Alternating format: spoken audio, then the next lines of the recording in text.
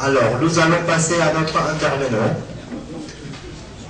Le monsieur Claude Lava vient nous donner une conférence sur son livre OVNI, hypothèse extraterrestre généralisée.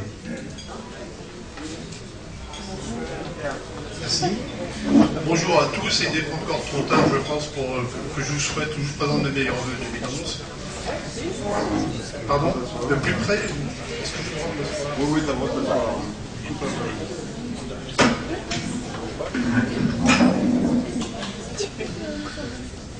Donc je viens de publier récemment, très récemment, il y a quelques semaines seulement, un livre qui résume à l'extrême des recherches que j'ai pu effectuer pendant 50 ans, recherches que j'ai faites en amateur et en dilettante, puisque comme tout le monde, j'avais toujours à faire parallèlement, bien sûr. Donc présenter ce livre, je pense qu'il y a deux méthodes. La première méthode, c'est d'essayer de faire une analyse critique et détaillée du bouquin, mais je pense que le mieux, c'est de le lire. Et ensuite, que les gens puissent poser eux-mêmes leurs critiques. Donc ce que je pense faire, d'une manière peut-être inattendue, c'est de décrire de quelle manière j'ai pris connaissance du phénomène OVNI tout au long de ma vie jusqu'à maintenant.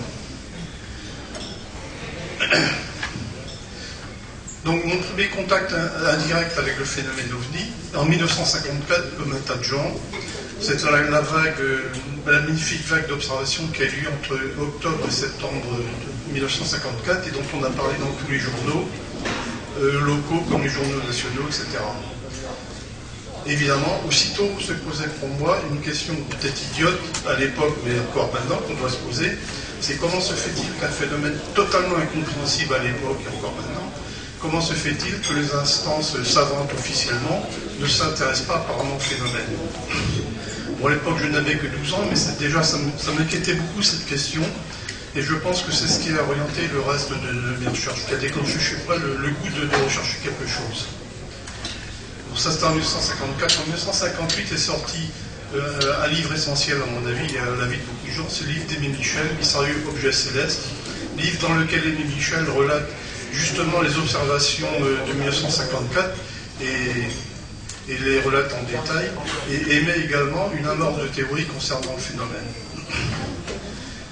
Bon, dès cet instant-là, je pense que les dés étaient jetés pour moi, et j'ai commencé fermement à m'intéresser au problème, si bien qu'en 1958, alors que j'étais simplement jeune lycéen, j'ai tout d'un coup, en étudiant tout simplement les caractéristiques physiques du transistor qui commençait à sortir à l'époque, j'ai une idée de comment pourraient évoluer les OVNI en question, étant donné qu'apparemment les énergies déployées par ces OVNI, exhibées par ces OVNI, paraissaient énormes et totalement incompatibles avec notre physique classique actuelle, enfin de l'époque, c'est la même. Donc tout d'un coup, en confrontant les deux domaines en question, le transistor et le domaine des OVNI, j'ai pensé que les OVNI se comportaient peut-être comme un transistor et comme un électron qui traverse un transistor, c'est-à-dire en séparant le temps et l'espace. Et à ce moment-là, j'aboutis à une proposition qui est que la notion de temps dans la physique des OVNI, physique totalement différente des nôtres, je pense, la notion de temps est totalement différente d'un temps continu tel qu'on le conçoit habituellement, que ce temps étant découpé, c'est tout simplement le temps de Planck qui est transformé dans une autre valeur numérique. Et à ce moment-là, on explique, je m'explique assez facilement, certaines observations d'OVNI, telles que les OVNI en pile d'acier, les OVNI en pointillés, les OVNI transparents. On va peut-être pouvoir passer les OVNI en pointillés.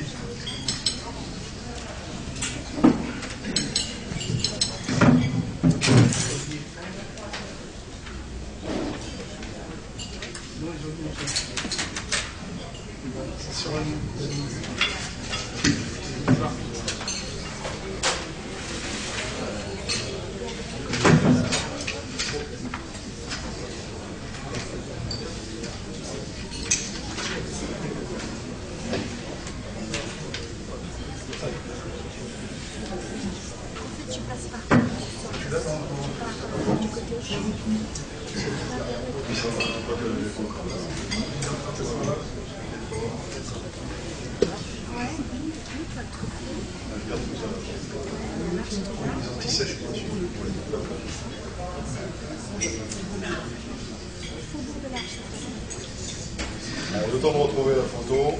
Voilà. Là, il est... Voilà, c'est bon. Voilà, donc ce que l'on voit en haut à gauche de cette vue, de cette représentation dessinée, ce sont les classiques ovnis en pointillés qui ont été observés pour la première fois à ma connaissance par Aimé Michel et par des astronomes de l'Observatoire de Marseille à l'époque.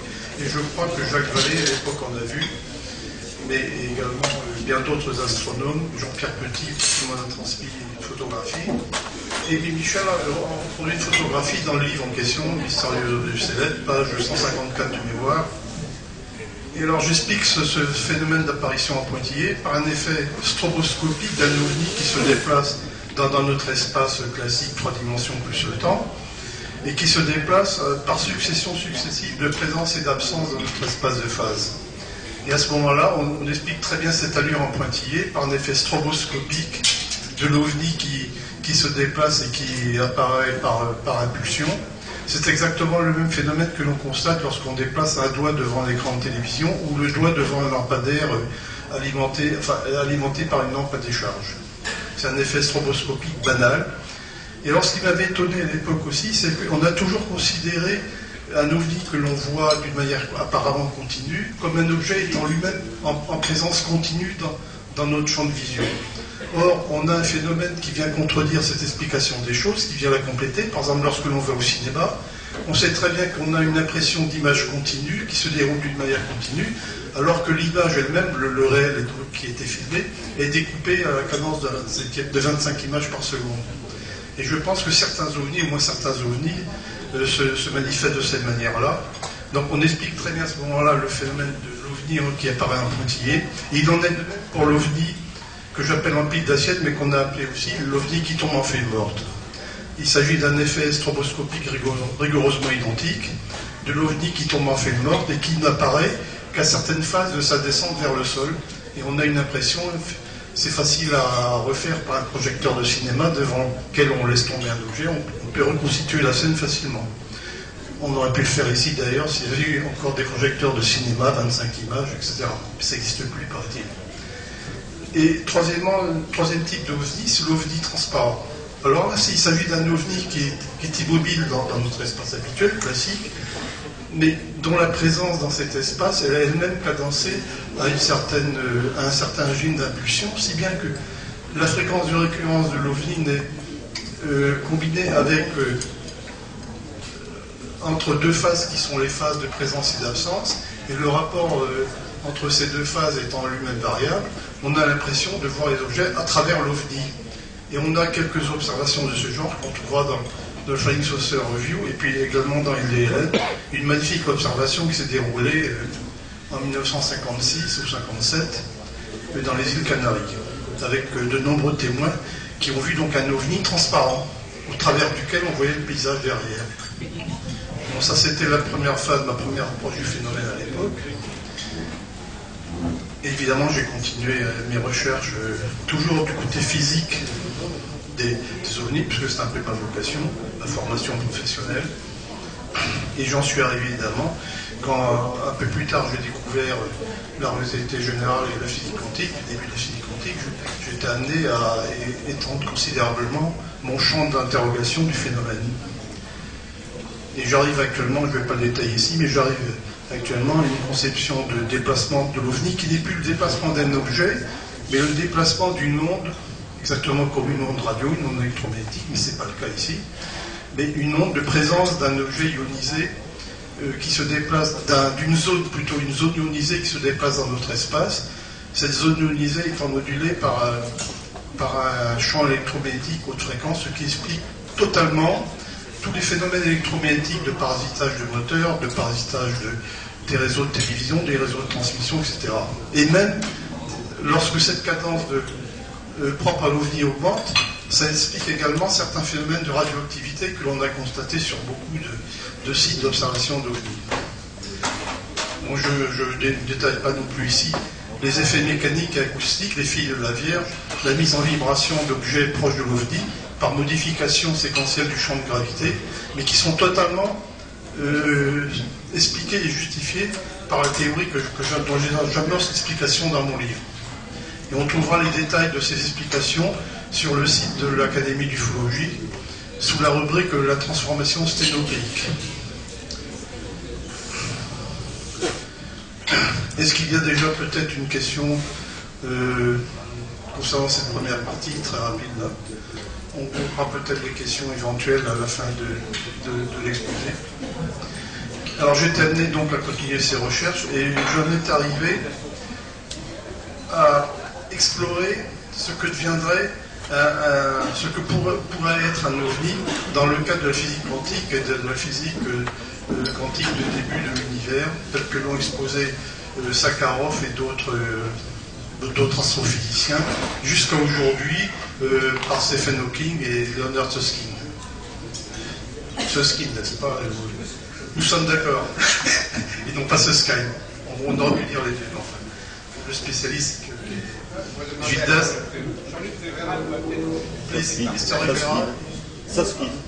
Susskind. Merci. Il y avait un doute encore, ne forcez pas tout ça. Donc, dans le cadre de cette physique-là, je propose une approche complémentaire qui englobe les précédentes, du phénomène ovni, qui serait ce que j'appelle un ovni transunivers, puisqu'il transite, selon ma théorie, il transite entre un univers, notre univers à nous, qui existe dans l'espace classique, 3 dimensions plus le temps, l'espace à 4 dimensions, donc, et qui vient d'un autre espace avec un nombre de dimensions différentes. Et à ce moment-là, cet ovni évoluerait non seulement dans notre espace à 3 dimensions plus le temps, mais également dans un espace à n plus 3 dimensions qui serait, évidemment c'est une hypothèse, donc hypothétiquement, qui permettrait des vitesses et des maniements d'énergie que l'on ne soupçonne pas dans notre espace classique. Alors évidemment on peut dire que ce n'est qu'une théorie, mais j'ai accompagné cette théorie, comme toute théorie scientifique qui doit correspondre aux critères de Karp-Popper.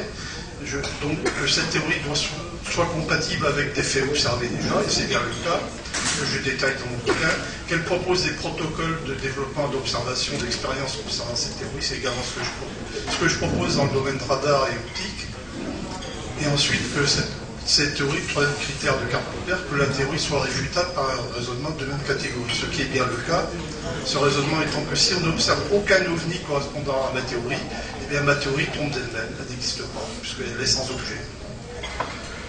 C'est le critère de réfutabilité qui est établi, qu'on traduit souvent, mais d'une manière qui est très désagréable en français, par falsifiabilité. C'est une très mauvaise traduction du terme original de Karp-Popper, je ne connais pas l'allemand, mais il a fait la traduction en anglais lui-même. Et à ce moment-là, le terme le plus approprié à mon avis, c'est le terme de réfutabilité, c'est-à-dire que toute théorie scientifique doit être réfutable par un raisonnement identique, une logique identique à celle qui était établie pour asseoir la théorie. Donc j'ai proposé ce raisonnement qui est donc de faire disparaître la théorie si la condition est que si on n'observe aucun ovni correspondant à cette théorie, d'elle-même elle est sans objet. Alors évidemment, je continue mes recherches dans d'autres domaines de la physique, d'autres applications qui me semblent très prometteuses dans le domaine de l'énergie, aussi bien production d'énergie que stockage et transport de l'énergie, et avec des moyens peut-être qui simplifieraient certains problèmes que l'on a. Alors j'ai été amené au cours de ces recherches à développer la notion de degré d'étrangeté, d'une manière d'abord tout à fait physique, et qui dépend justement... Non, c'est...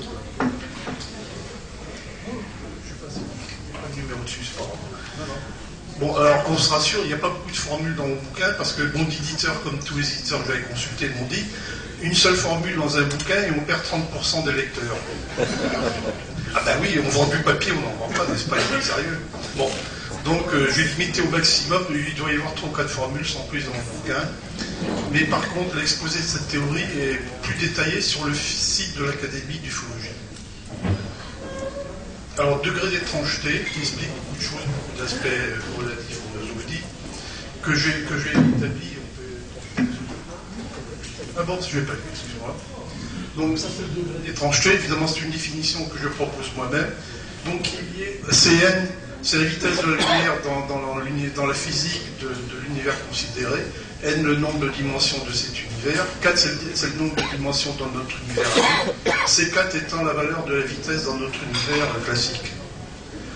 Et alors, ce qui est quand même assez remarquable, c'est que si on applique cette formule aux théories, aux dernières théories quantiques concernant le nombre de dimensions supposées de ces univers, qui sont de l'ordre de 11 à 17 dimensions, selon soit les théories des cordes ou des brins actuels, on arrive à des degrés d'étrangeté qui sont de l'ordre de 30 à 40%, c'est-à-dire que je définis du point de vue observation le degré d'étrangeté comme la quantité d'informations qui serait disponible dans la physique de l'OVNI, mais qui n'est pas transmissible dans notre physique à nous, parce qu'il manque tout simplement un certain volume dans notre espace des phases, volume qui est déterminé par le nombre de dimensions, des 4 dimensions de notre espace des phases, et des n dimensions de l'espace de provenance de cet OVNI.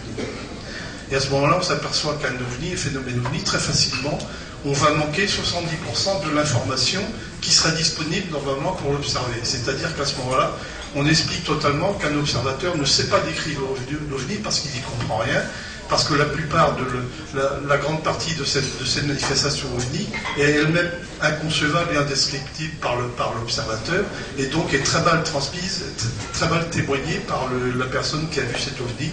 Et à ce moment-là, on comprend bien que l'observateur qui a subi un choc psychologique, évidemment, on peut le comprendre, il ne comprend rien, il voit un phénomène étrange, il n'y comprend rien, c'est pas l'habitude des gens. On a toujours une amorce de compréhension de ce qu'on voit, mais là, l'observateur ne comprend rien de ce qui se passe autour de lui, il voit des phénomènes totalement inhabituels et étranges à ce qu'il comprend d'habitude. Et même la régression hypnotique qu'on pourra faire sur l'observateur pour essayer de savoir ce qu'il a vu réellement, ne permettra pas de mettre en discordance l'observation qui est rapportée et la physique du phénomène elle-même. On ne prendra pas l'observateur en défaut puisqu'il est sincère. Il dit ce qu'il a vu, c'est-à-dire qu'il n'a pas compris grand-chose. Il n'aura pas le langage pour décrire ce qu'il a vu, mais il aura subi un choc, un traumatisme psychologique que l'on constate facilement par les méthodes habituelles de la psychologie. Donc ça explique totalement le choc psychologique que reçoit un observateur et toutes les enquêtes qu'on peut faire après au sujet de cet observateur, qui ne peut pas transmettre ce qu'il a vu, qui est totalement bloqué et paniqué parce qu'il ne sait pas transmettre ce qu'il a vu, il est incapable de le faire. Et cependant, l'observateur est sincère. On ne pourra pas dire c'est un fou, comme dit un certain professeur hier en 1958. Les observateurs d'OVNI étaient des fous, enfin des psychosés. Il faudra qu'il nous explique comment un radar peut être aussi psychosé, et ben ça c'est autre chose. Enfin, c'est la science dogmatique qui existe toujours. Vous savez, c'est impossible parce que ça n'existe pas parce que c'est impossible. Le plus lourd que l'air ne peut pas voler, c'est impossible. La théorie le dit, c'est impossible. Les pierres qui volent dans le ciel, c'est impossible, ça n'existe pas. Et les pierres sont faites pour être sur le sol et jamais dans le ciel. Il a fallu que Biot ait le culot et l'audace d'aller sur place à l'Aigle en 1875, je crois, pour constater et ramasser des cailloux sur place, interroger les paysans qui avaient vu la météorite tomber, pour qu'on commence à le croire et que la théorie des aérolites commence à être acceptée. Et on continue actuellement ce genre de dogmatisme et de communautarisme scientifique. Et la recherche en ufologie totalement bloquée par ça. On ne voit pas actuellement l'Académie des sciences s'intéresser aux ovnis. Non seulement elle ne veut pas reconnaître les ovnis, mais elle ne veut pas les connaître. Alors le bout de la science, c'est quand même, à mon avis, c'est de franchir l'obstacle entre ce qui est connu et inconnu. Mais ça, même les scientifiques patentés et savamment décorés et honorés, bien sûr, ne veulent pas le faire, parce qu'ils n'ont pas d'explication toute faite. Un expert qui ne sait pas donner explication à ce qu'il voit n'est plus un expert, ça devient n'importe qui. Il perd son statut social, donc il n'en parle pas. Alors j'ai d'autres concepts que j'ai pu aussi définir, qui accompagnent le degré d'étrangeté qui reste toujours là. C'est le concept, bon, merci. C'est le concept du co-cheminement qui explique la mécanique, enfin du moins un exposé mathématique très restreint, très simple, de ce qui se passe dans un phénomène OVNI.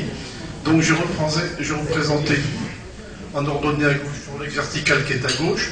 Sur le même axe, je représentais les dimensions, les multiples dimensions, les 3 dimensions spatiales de notre univers et les dimensions spatiales et autres correspondant à l'univers de provenance des OVNI.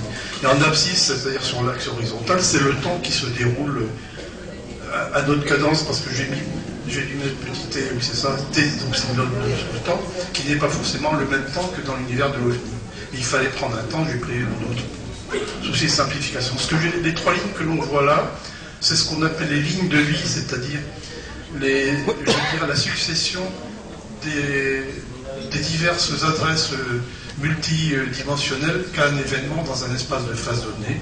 C'est-à-dire dans notre univers à nous, ce sont les positions successives en x, y, z, dans 3 dimensions spatiales, d'un événement quelconque. Et évidemment, cette adresse multidimensionnelle prend une autre valeur dans l'espace de l'OVNI qui lui comporte des dimensions en plus grand nombre que le nôtre. Et à ce moment-là, bon, l'évolution de ces courbes en fonction du temps, c'est l'évolution de ces adresses, donc du phénomène OVNI en fonction du temps.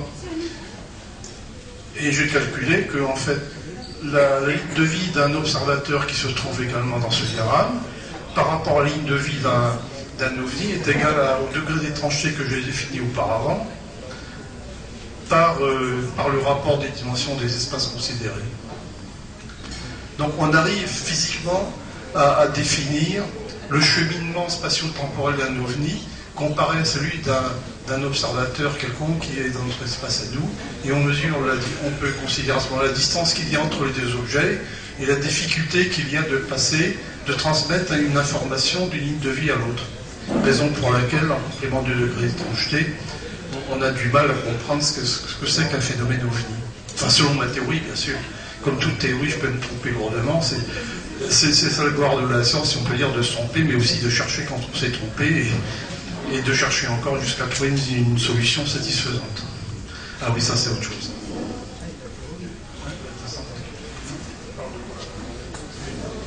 Oui, j'en ai. Tant qu'on y est. Alors, si on va reprendre les 3 observations. Ouais. Non, les observations. On va commencer par le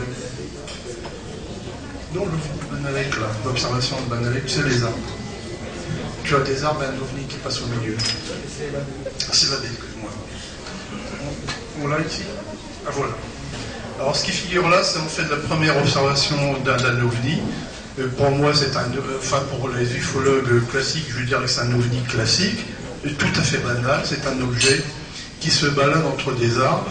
Bon, l'importance pour moi, c'était la première fois que j'en voyais un. C'était en compagnie de ma femme en 1968, en décembre 68, et ça se passait dans la région de Banalek, encore une fois. Je suis né à Banalek, mais je suis pour rien, c'est comme ça. Bon, alors ça se passait un matin d'hiver, donc fin décembre. Et à un moment donné, je conduisais la voiture et nous allions chercher des huîtres au Bélon qui n'est pas loin. Et ma femme me dit, il y a quelque chose derrière nous.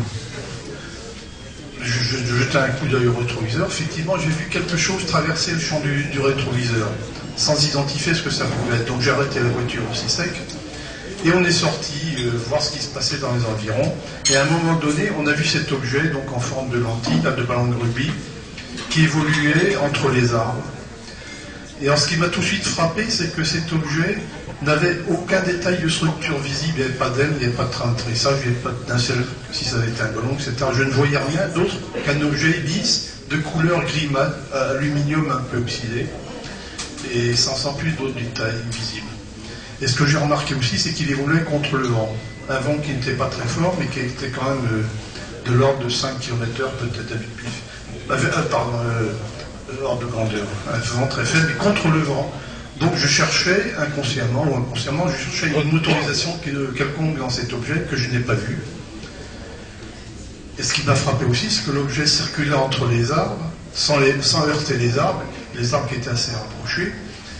Et donc il y avait aussi un dispositif de guidage, d'appréhension du volume des obstacles avoisinants, et cet objet évoluait sans heurter les obstacles. Et au bout d'un certain moment, ma femme et moi avons eu l'impression qu'on gênait quelque chose, et on est parti aussitôt. Ça c'est important parce qu'on le retrouve dans beaucoup d'observations OVNI. On a eu l'impression d'assister à quelque chose qui ne nous regardait pas, quelque chose d'indécent. On regardait, si bien qu'on est remonté à la voiture, et nous sommes repassés dans la zone peut-être 1 heure après, avec nos huîtres évidemment, qu'on venait d'acheter. Et alors c'est à ce moment-là seulement qu'on s'est senti le droit d'en savoir plus et qu'on a exploré la zone en question, la région en question. Évidemment, il n'y avait plus rien du tout à voir. Par contre, j'ai pu faire des mesures simples angulaires et ensuite des mesures, par exemple l'écartement des arbres, la distance entre notre point d'observation initial et les arbres en question, c'est bien que j'ai pu établir facilement des considérations géométriques simples, que l'objet était à moins de 200 mètres de nous, qu'il avait une longueur approximative de 6 mètres, une hauteur d'1,50 m, il avait à peu près, en première approximation, l'allure d'un ballon de rugby. Donc l'objet classique, ufologique classique, le ballon de rugby. Mais ce qui n'était pas classique, c'est que pour nous, ma famille et moi, c'était la première fois qu'on en voyait un. Bon, c'était quand même un événement. Deuxième observation, dans les Alpes de Haute-Provence en 1984, je pouvais, ça va.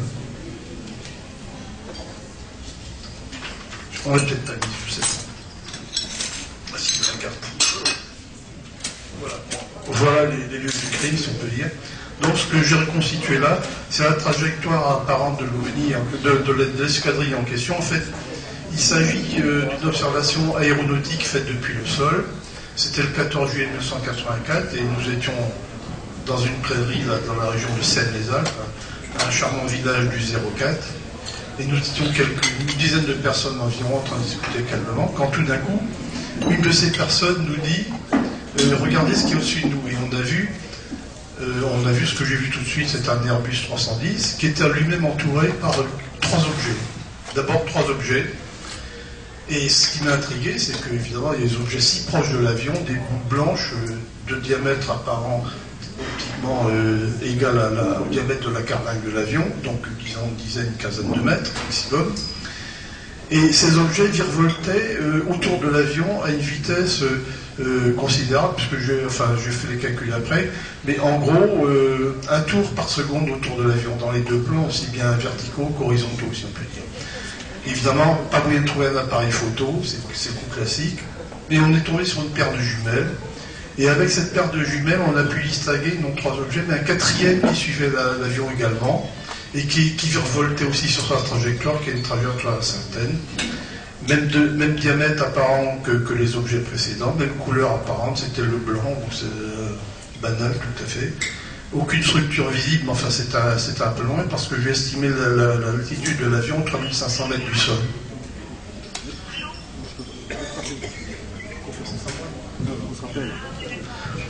Donc voilà, deuxième observation.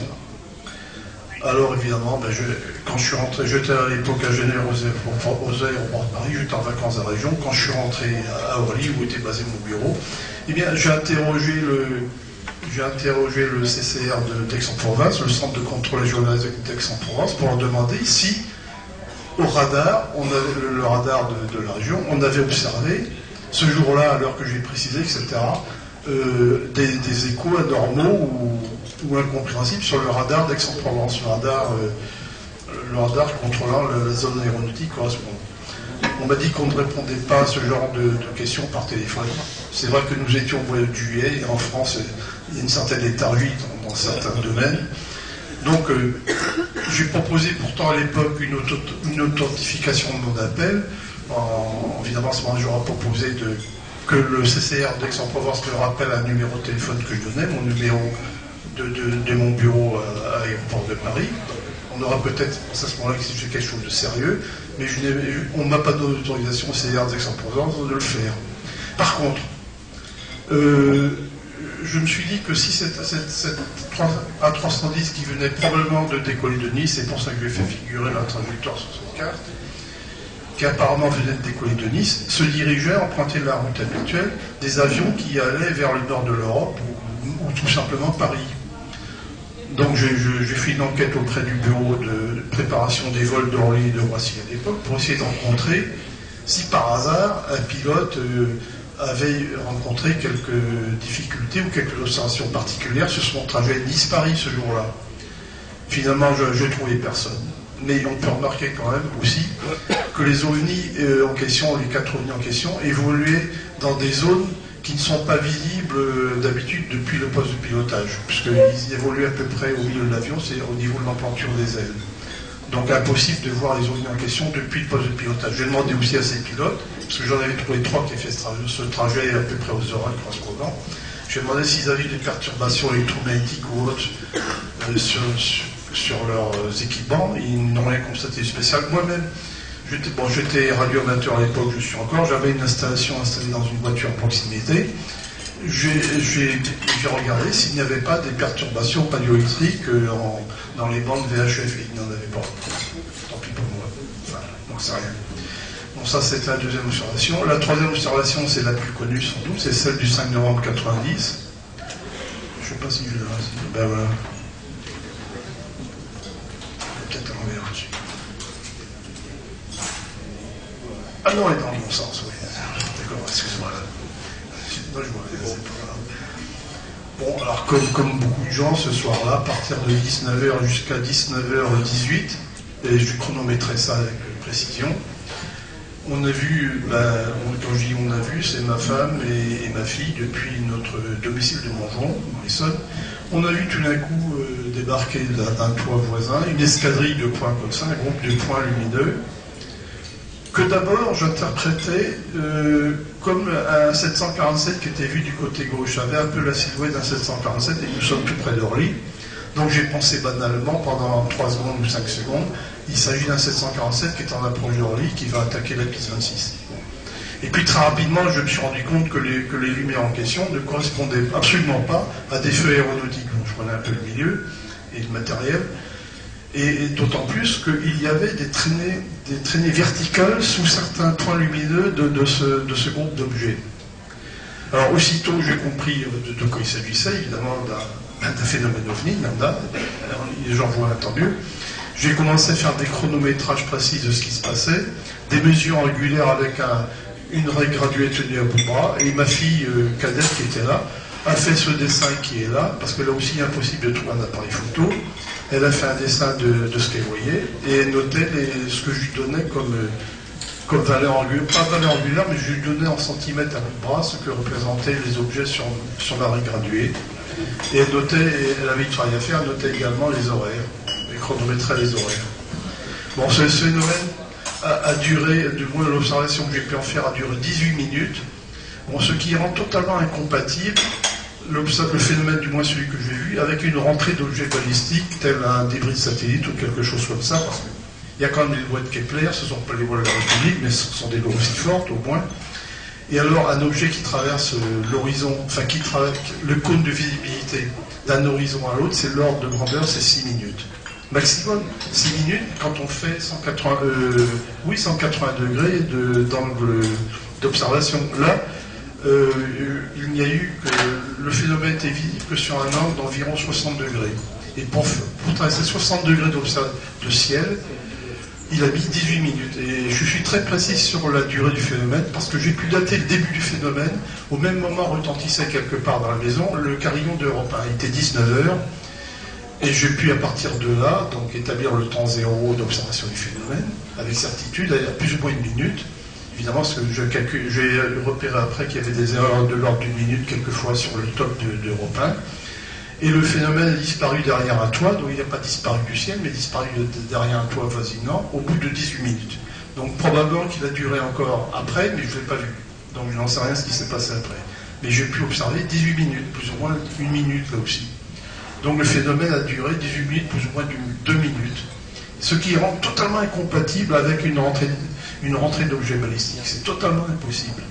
Et il y a aussi l'aspect visuel du phénomène. Je n'ai jamais vu, pourtant je suis astronome amateur depuis l'âge de 14 ans, je n'ai jamais vu d'objet naturel ou artificiel faisant une rentrée balistique et dégager et émettre des faisceaux lumineux verticaux vers le sol. Ça n'existe pas. Il faudra qu'on m'explique ça ou je vais pas. Il y a un truc là que je ne comprends pas. Mais ce phénomène du 5 novembre est très important parce que justement dans ce phénomène du 5 novembre, il y a à peu près tous les aspects d'une observation d'OVNI. C'est également comme pour Fatima, tout y est finalement. Il y a une tactique fondamentale du phénomène que j'ai pu étudier par la suite, qui est la tactique du camouflage, ce que je traduis par la tactique de faufilement. Le phénomène utilise un autre phénomène naturel ou artificiel pour se produire en même temps ou au même endroit et ainsi essayer de passer inaperçu. Bon, évidemment, j'attribue une volonté de tactique et de stratégie à ce phénomène parce que je ne peux pas faire autrement. Au bout de 50 ans, je suis bien obligé de constater que derrière ce phénomène, du moins certains phénomènes ovnis, il y a derrière tout ça, il y a une tactique, il y a d'abord une technologie, une technique, donc qui suppose elle-même une science, mais largement en avance sur la nôtre, Il y a aussi des stratégies, une intelligence, entre guillemets, une intelligence au changement du thème, qui laisse une présomption d'intention de quelque chose qui nous concerne. Et j'ai consacré tout un chapitre du bouquin, c'est le chapitre 4 que j'appelle les pourquoi et pourquoi pas, bon, etc. Les gens intéressés pourront le lire, dans lequel j'énumère les stratégies possibles, les raisons possibles pour lesquelles on vient nous voir et aussi celles pour lesquelles on ne vient pas nous voir, et elles sont très nombreuses aussi. Ce que Keddy Memkou fait tomber le paradoxe de Fermi que tout le monde connaît ici, évidemment. Parce qu'il n'y a plus un paradoxe, dès l'instant où on commence à expliquer des raisons possibles à un paradoxe, le paradoxe lui-même dégringole, il n'y a plus de paradoxe, puisqu'on a trouvé des raisons possibles qui viennent combler, répondre aux questions que soulève le paradoxe. Donc c'est plus un paradoxe.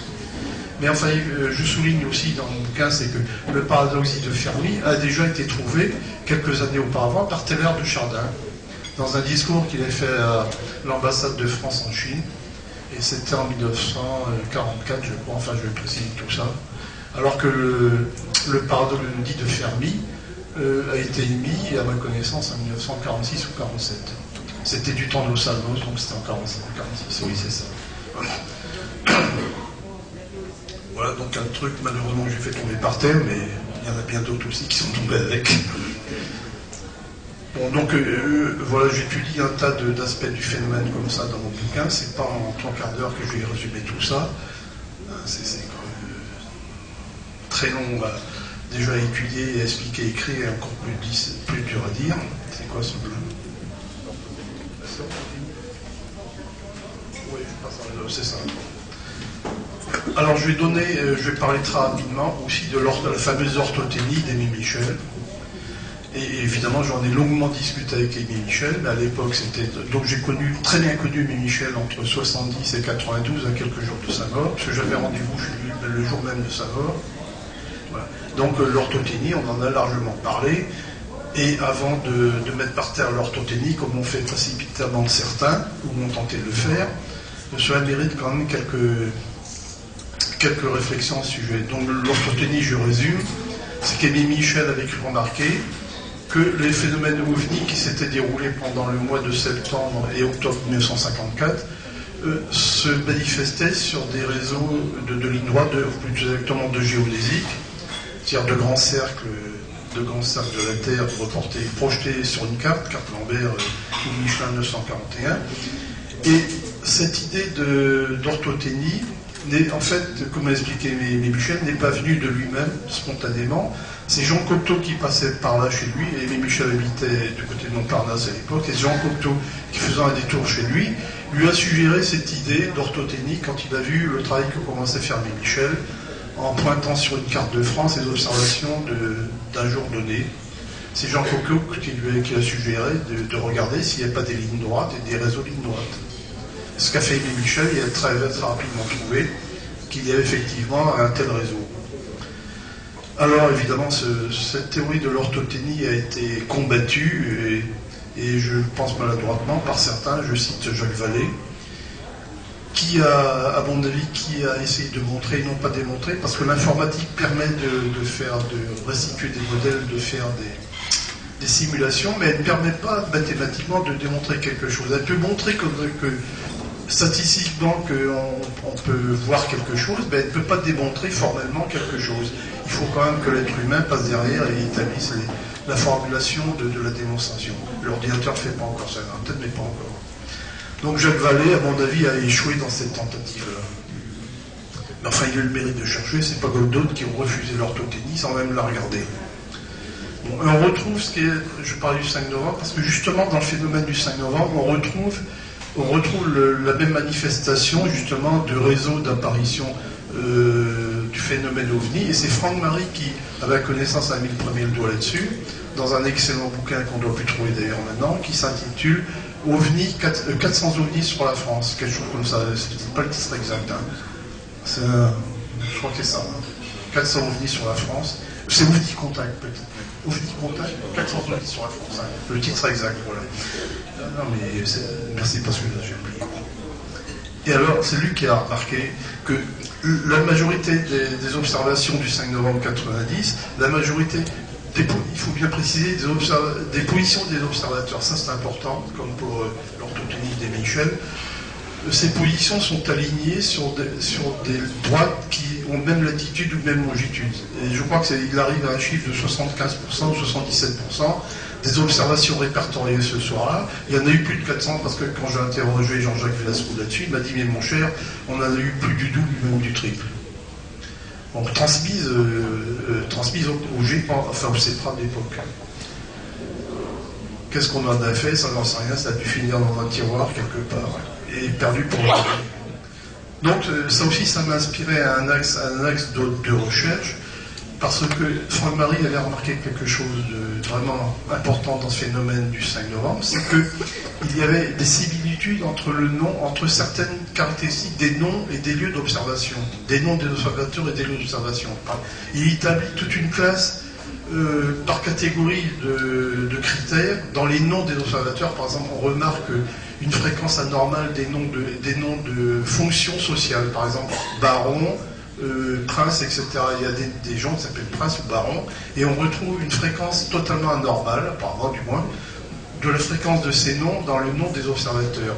Et de même pour les noms de lieux, on retrouve des noms de lieux qui se ressemblent beaucoup, je les cite dans mon bouquin, mais vraiment phonétiquement, certains lieux ont une consonance très proche les uns des autres. Si bien que j'ai pensé tout d'un coup, et ça confirmé par la suite dans mes théories, c'est que l'orthothénie en question, l'orthothénie d'Aimé Michel, peut être étendue à d'autres espaces que l'espace géographique.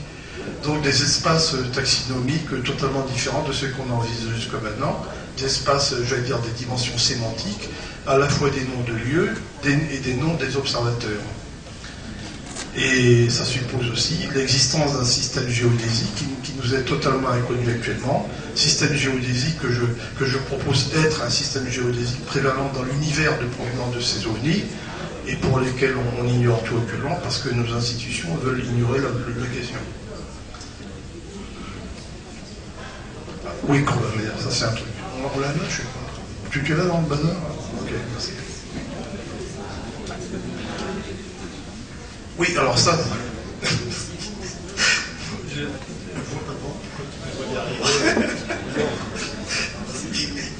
Excusez-moi.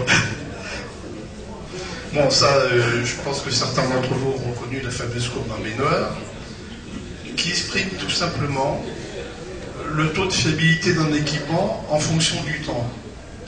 Bon, qu'est-ce que c'est que la fiabilité d'un équipement? C'est simplement l'aptitude d'un équipement ou d'un système quelconque organisé à tenir le coup vis-à-vis de l'environnement extérieur, à conserver son identité, son authenticité par rapport aux agressions naturelles ou autres extérieures.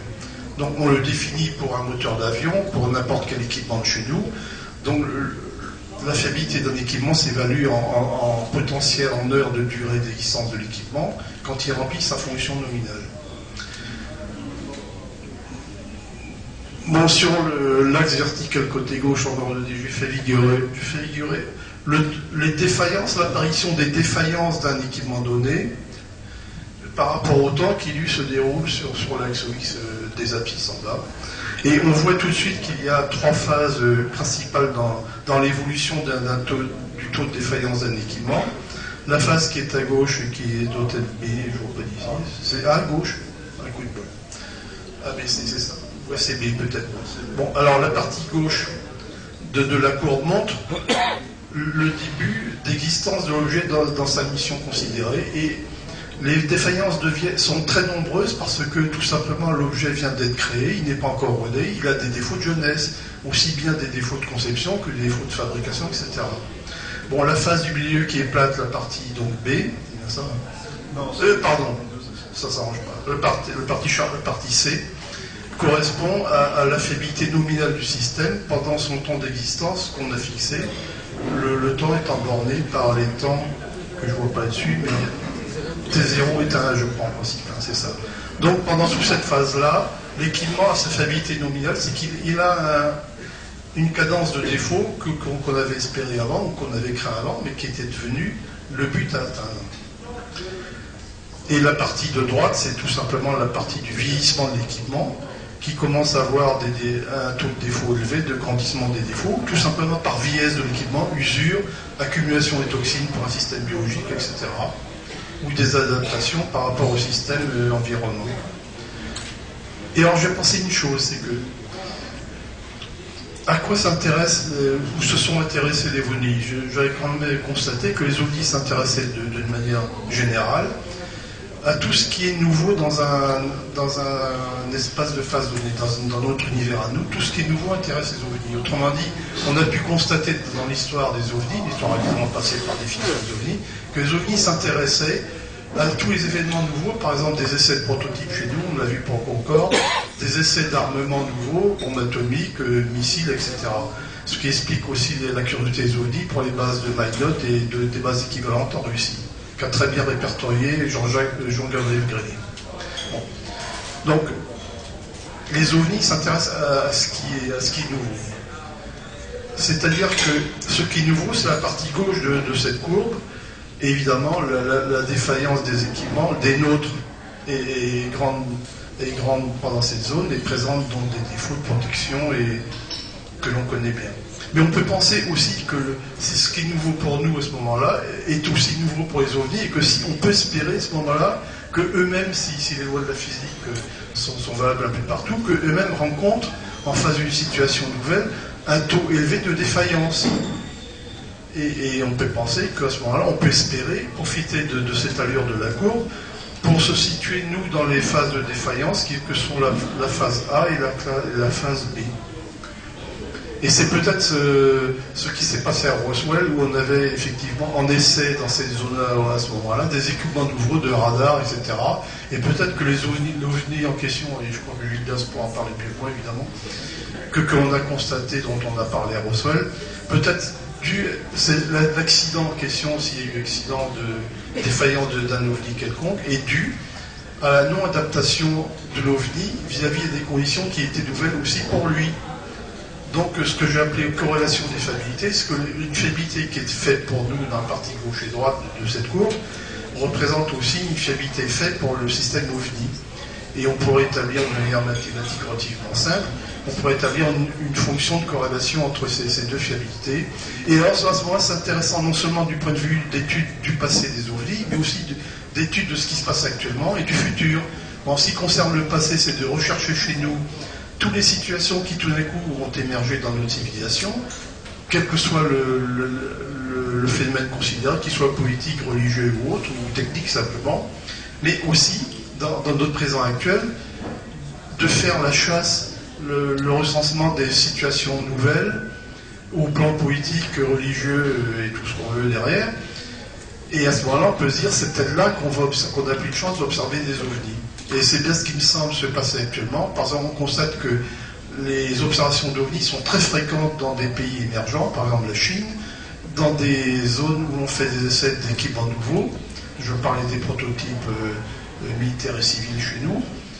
Et ce qui se passe par exemple actuellement, c'est le même, au-dessus de la rade de Brest, où on a des observations d'ovnis considérables au-dessus de l'île Longue. Parce qu'on est en train de sortir l'air libre, si on peut dire, des nouveaux missiles que l'on va essayer dans le golfe de Gascogne. Donc là, je pense qu'il y a un axe de recherche possible, j'allais dire une défaillance peut-être, évidemment c'est peut-être prétentieux de ma part de dire ça, mais peut-être qu'il y a là une occasion d'en savoir plus sur les ovnis, c'est de les guetter là où, d'après cette théorie-là, ils seraient plus fragiles dans leur système de protection. Bon, j'espère que quelqu'un ailleurs fait ça mieux que moi, bien sûr, et avec d'autres moyens. Mais enfin, c'est un axe d'action que je propose. Voilà, ça c'était... Bon, ah oui, c'était bon, on va en parler. Bon, ça c'était bon, le paragraphe, le chapitre correspondant à ce que j'appelle la corrélation des fiabilités. Mais je pense que c'est un concept totalement nouveau dans l'étude du phénomène OVNI. Et je crois qu'il y en a une vingtaine dans mon bouquin de cet ordre-là. Ou peut-être bien plus. Sténopée. Alors, ça me rend dans une partie un peu plus difficile. Là. Oui, d'accord, j'ai pas vu l'heure. C'est que j'arrête, non? J'ai aucune notion de l'heure. Je parle du temps, mais je sais pas quelle heure il est. J'ai encore combien de temps avant le débat. Tu vas me dire qu'il n'y a pas de débat après. Non, c'est gentil. Tu auras le médaille de Prochaine liste. Bon, alors sténopée. Oui, alors évidemment, le titre du bouquin, tout de suite, ça peut blesser les gens, la curiosité, ou exciter la curiosité des gens, puisque je n'ai pas le titre là sous les yeux, mais enfin, je parle de la transformation sténopique. Alors ça se peut être barbare, et ça l'est peut-être aussi d'ailleurs. Mais je vais essayer de débarbariser le système en expliquant pourquoi je parle de ça. Qu'est-ce qu'un sténopée d'abord?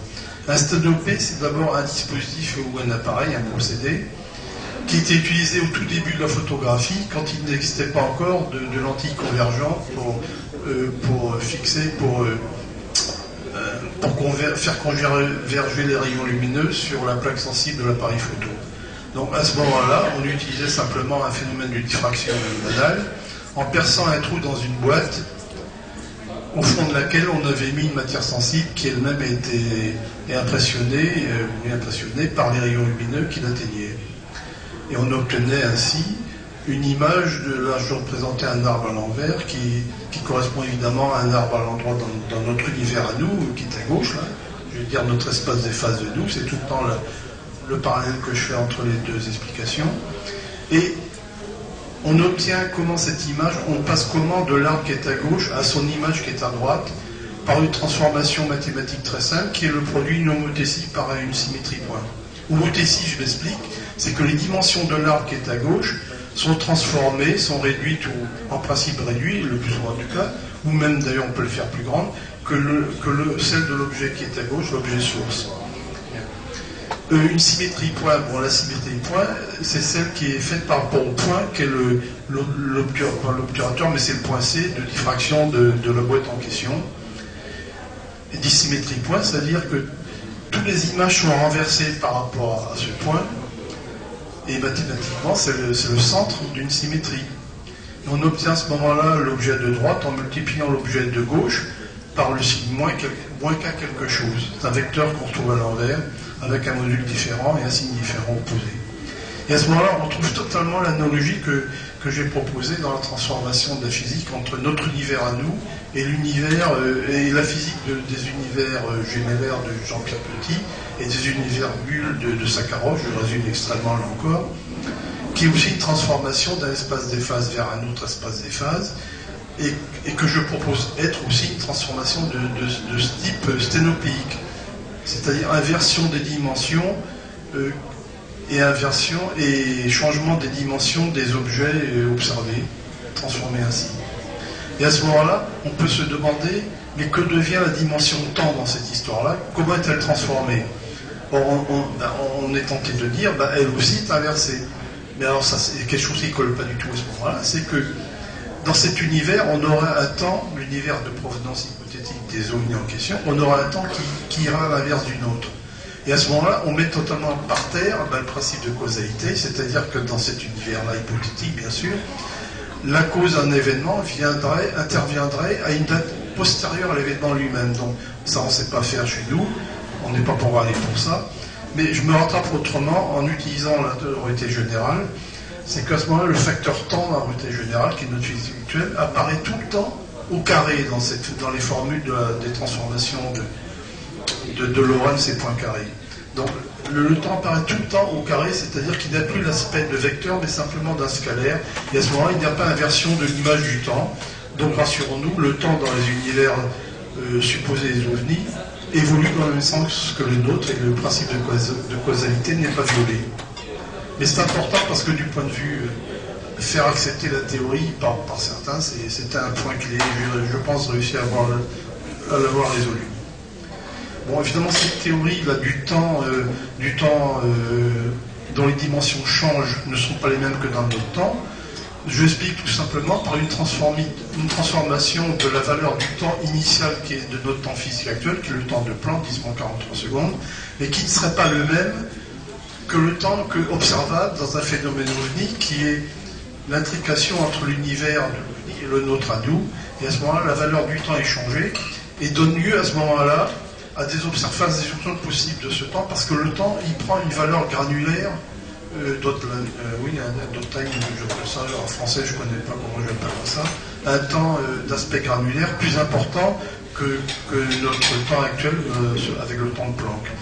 Donc on pourrait espérer mettre en évidence cet aspect de temps granulaire par des observations radar, des expériences, on peut dire, d'observation radar, dont je précise le protocole, le principe est exposé dans le bouquin, mais simplement d'une manière légère pour pas effrayer le lecteur. Et j'en donne les détails sur le site de l'ufologie, du site de l'Académie d'ufologie, pardon, où je donne là les détails techniques et les manières de pouvoir observer éventuellement ce temps granulaire, notamment par des observations radar qui, coup de chance pour moi, ont déjà été faites. Mais depuis longtemps, le carrousel de 52 au-dessus de Washington relate des observations radar qui correspondent à un phénomène de présence de temps granulaire dans les ovnis observés. Bon, et j'ai fait tout un programme d'observation que j'ai proposé à certaines autorités de chez nous, basé sur la mise en évidence plus forte encore d'un aspect granulaire du temps de ces ovnis en question, qui donnent des phénomènes radars tout à fait particuliers, notamment ce que j'ai appelé l'effet Doppler symétrique, parce que ça donne lieu, ça engendre un effet Doppler tout à fait particulier, et que j'appelle symétrique parce que le spectre des signaux reçus, renvoyés par ces objets, offre une symétrie qu'on n'observe pas dans notre physique lorsqu'il y a un effet Doppler. Dans un effet Doppler, le signal réfléchi a lieu tout le temps du même côté par rapport à la fréquence centrale d'émission, parce que l'objet avance vers nous ou s'éloigne de nous, mais il ne peut pas faire les deux en même temps. Donc le décalage Doppler observé est tout le temps positif ou négatif. Or, le décalage Doppler que je propose, l'effet Doppler que je propose pour ces ovnis, manifeste des raies symétriques par rapport à la fréquence centrale, ce qui est totalement inexplicable dans notre physique actuelle, et pourtant qui semble déjà avoir été observé, par exemple par le radar grave, on en reparlera après du radar grave, le grand réseau d'antennes de veille de l'espace, qui a été conçu par l'ONERA, exploité actuellement par la DGA. Mais je n'ai pas réussi à avoir les données. Je ne sais pas pourquoi.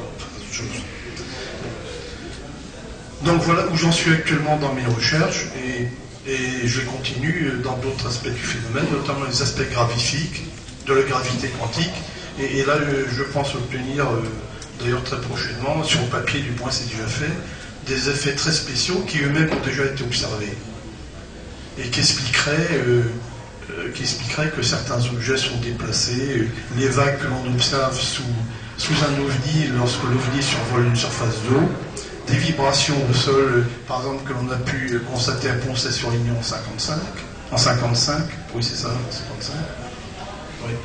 Et d'autres effets gravifiques qu'on a pu observer dans bien d'autres cas, de déplacement d'objets. On cite couramment le déplacement d'animaux ou de chevaux, même j'ai un souvenir de l'observation de chevaux, qui ont été soulevés et transportés à quelques centaines de mètres de leur lieu de pâturage habituel, sous les yeux d'observateurs, donc on peut penser que c'est une observation valable. Donc de ce côté-là, je suis en train de développer sur les protocoles d'observation permettant de conforter ma théorie sur ce plan-là et de pouvoir proposer, donc à qui voudra bien s'en occuper, de proposer un programme de recherche dans ce sens-là, d'observation à faire, avec des outils matériels que je n'ai pas, parce que je ne peux pas tout faire, je n'ai pas le moyen d'avoir des radioastronomes et des équipements radio suffisants et radars suffisants pour le faire nous-mêmes. Donc je pense que quelqu'un d'autre viendra bien le faire, j'espère en France, mais ça c'est un autre problème, pour donner l'état actuel des choses. Bon, pour l'instant, je pense que c'est ce que je peux dire, mais il y a bien d'autres choses dans ce bouquin, et je pense que ce sera... beaucoup de gens le liront avec intérêt, enfin je m'avance peut-être un peu, mais ce que j'attends surtout, une fois qu'on a lu ce bouquin, c'est qu'on me transmette les remarques, les erreurs que j'ai faites évidemment, les suggestions que je n'ai pas vues de recherche à faire, à développer, parce que c'est le problème de l'activité scientifique, c'est de faire des progrès, de faire des essais, des échecs, de proposer des théories qui remplacent celles qui ont échoué, et je suis vraiment déçu que des organismes comme le GEPAN ne soient pas missionnés pour le faire. Ça c'est encore un autre problème, c'est un vaste problème qui est très grave en France, que la recherche fondamentale est totalement laissée de côté, dans tous les domaines. Et s'il y a des gens ici du CNRS ou d'ailleurs, c'est pas eux qui vont me contredire. La recherche actuellement, je crois constater que la recherche en France, on doit d'abord trouver un objet qui est défini par avance, parce que cet objet doit être commercialisable et rentabilisé au bout d'un certain temps très rapide, un temps de retour très rapide. Donc le chercheur qui commence une recherche fondamentale en France, il sait qu'il n'a pas le droit de dépasser certaines bornes, d'aller dans des domaines qu'il n'a pas encore découverts, parce que par principe, la recherche fondamentale, on ne sait pas ce qu'on va trouver. Et je propose d'ailleurs dans le chapitre 6 de mon bouquin un institut de recherche qui exploiterait l'activité que je pense normale de la science, qui est de réfléchir. Je propose une méthodologie de recherche qui malheureusement n'est pas mise en service encore en France, du moins par les organismes que je connais, qui est tout simplement un développement de la recherche opérationnelle en utilisant la fameuse méthode hypothético-déductive dont a parlé fort justement Gilles Pinon ici même, je crois, et qu'il développe dans son bouquin sur Fatima, qui est un bouquin que tout le monde devrait connaître. Voilà, je pense que maintenant, je vais peut-être arrêter ça. pense que maintenant... On va pouvoir passer au débat, parce que ce qui m'intéresse, c'est ça, c'est les questions, les critiques, les suggestions qu'on peut me faire, voilà. Parce que c'est comme ça qu'on fait avancer le biblique. Monsieur Jean Goupil a déjà une question.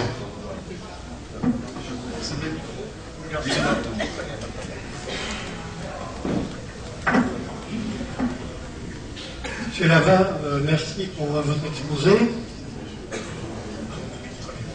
Je n'ai pas reconnu. Excusez-moi.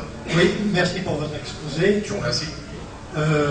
C'est d'une haute teneur scientifique et je ne peux pas critiquer votre livre actuellement puisque je ne l'ai pas encore lu. Mais je vais le faire. Je vais essayer de le comprendre. Je me permets de vous arrêter tout de suite, monsieur Goupil. Je ne suis pas scientifique aux normes actuelles. Je ne suis qu'un ingénieur, je n'ai même pas fait Polytechnique, vous vous rendez compte? Oui. Donc je suis qu'un ingénieur quelconque. Bon, seulement je me pose des questions que d'autres n'osent pas se poser, qui pourtant sont payés pour ça et sont missionnés pour le faire. Mais ça, c'est un autre problème. Donc, aux critères actuels, sur les critères actuels, je ne suis qu'un touriste dans la science, mais c'est déjà pas mal. Excusez-moi, monsieur Goupil. Non, je vous en prie, je suis moi-même ingénieur et pas du tout scientifique. Mais si, je crois qu'on l'est tous. Quand on est ingénieur, on recherche et on est sur ces explications. Oui, alors, en ce qui concerne certains aspects des ovnis, par exemple l'aspect transparent, l'aspect pointillé, etc. Oui. Il y a d'autres explications que l'on pourrait fournir. Par exemple, une disparition brutale d'ovnis, oui. Ça commence à penser que les ovnis sont capables d'accélération de l'ordre de 100 G. Oui. Eh bien, en une seconde, un ovni se trouve à 500 mètres. Oui, puis je connais bien la thème, je sais comment le calculer, mais ce que je veux absolument. C'est une première chose, mais c'est assez banal. Je ne sais plus qu'est-ce que devait ça. Il y a quelqu'un qui a parlé très savamment de ça et très intelligemment. C'est peut-être Paul Hill dans son bouquin. Oui, absolument. C'est Paul Hill, c'est ça. Oui, bien sûr. Je pense plutôt à l'invisibilité. Oui, mais c'est le cas actuellement, oui. Voilà. Actuellement, il y a des recherches très poussées sur l'invisibilité. Et si on admet que cette invisibilité peut passer de 100% à 0% de façon rapide, oui. On peut avoir un ovni qui est transparent parce qu'il y a 50% visible et 50% invisible. Oui. On peut aussi avoir un ovni qui est pointillé. Mais bien sûr, je me déplace. Mais c'est ce que je propose dans le bouquin, et même des observations radar dans lesquelles l'OVNI n'est pas visible. Et je m'appuie là-dessus sur une observation qui était faite à O'Hare en 2006, où des observateurs au sol, des gens à l'aéronautique qui étaient habitués à regarder en l'air, ont vu cet OVNI au-dessus de l'aérogare je ne sais plus quel numéro de l'aéroport d'O'Hare, à Chicago. Alors que les radars qui étaient à côté, dont vous connaissez parfaitement les caractéristiques, parce que je les ai étudiés à l'époque, enfin pas à l'époque de l'observation, mais avant, ces radars n'ont rien vu. Or ce sont des radars très fiables, d'inspiration, de conception française pour certains, des radars que je connais bien, qui sont très fiables, qui n'ont jamais été pris en défaut jusqu'à ce moment-là. Et ce jour-là, les radars en question, radar sol, radar météo, radar d'approche, etc., n'ont pas vu l'OVNI en question, alors que tout le monde les voyait au sol. Et j'explique dans mon bouquin que dans certains cas d'observation, le radar peut être rendu totalement aveugle, mais d'une manière très simple, si on peut dire, du point de vue théorique très simple. L'OVNI est totalement invisible au radar, mais d'une manière très simple. C'est l'aspect séquentiel de l'OVNI qui fait que l'effet stroboscopique étant simplement décalé par rapport au train des impulsions du radar, l'OVNI est présent et visible dans les trous des impulsions. Donc n'est pas visible par le radar. C'est tout idiot à imaginer ça. Alors, autre possibilité, oui. L'OVNI pourrait ne pas avoir une existence matérielle oui. à l'endroit où on le voit, mais être par exemple une image holographique, oui, ou même une image constituée de pixels volants. Oui. Ça, c'est encore une autre possibilité qui est développée à l'heure actuelle au MIT. C'est-à-dire qu'on crée une image. Je connais leurs travaux, oui, tout à fait. À l'aide de 10 000 petits engins volants qui font une synthèse d'image, qui se transforment comme on veut. Oui. Donc on peut on peut effectivement les faire disparaître, changer de forme, Oui, mais etc. justement, je pense qu'il est intéressant dans ma théorie, parce que je vous le dis rapidement, c'est que ma théorie n'exige pas qu'il y ait un dépassement de matière dans ces ovnis, mais un dépassement d'un phénomène ionisé à surface équivalente de réflexion variable très rapidement à une cadence HF. Et avec tout ça, je définis une physique qui permet à d'autres, plus compétents que moi bien sûr, de définir des protocoles d'observation que je vais proposer de mettre en activité à certains organismes ici. Enfin, j'ai encore des doutes sur la suite des choses, pour l'instant du moins, mais qui sont, du point de vue théorique, je vais dire inattaquables. Je l'explique totalement mathématiquement et physiquement, et ça figure sur les documents, sur les parutions que je fais dans les articles que je fais dans l'Académie d'ufologie, et d'autres que j'ai transmis à des personnes en principe intéressées, mais qui ne sont pas beaucoup bougées actuellement. Et alors la quatrième et dernière possibilité, c'est d'induire l'image dans les sens du témoin. Oui, bien sûr. Et alors là, on peut faire vraiment n'importe quoi, c'est l'image virtuelle. La manipulation mentale, bien sûr, oui. Donc il y a 4 façons, disons, de rendre un ovni complètement méconnaissable. Oui, Voilà bien ce sûr. que je voulais dire. Merci, M. Goupil, ça m'intéresse beaucoup. Nous avons une autre question. On peut passer par la fenêtre en fait. Je pense. Selon votre théorie, est-ce que vous pourriez prévoir des déformations, des types de déformations? Et est-ce que vous pourriez citer peut-être un ou deux exemples d'OVNI, d'observations d'OVNI qui seraient conformes à votre théorie de ce point de vue-là? Vous parlez de la déformation, de l'aspect visuel du phénomène. Ouais. Oui, mais je pense que ce serait, je vais dire, trop facile parce que je peux établir la théorie physique scientifique des ovnis en question, mais je n'arrive pas encore, je ne suis pas assez avancé dans mes recherches pour en définir la technologie adjacente qui permet la réalisation concrète de ces ovnis.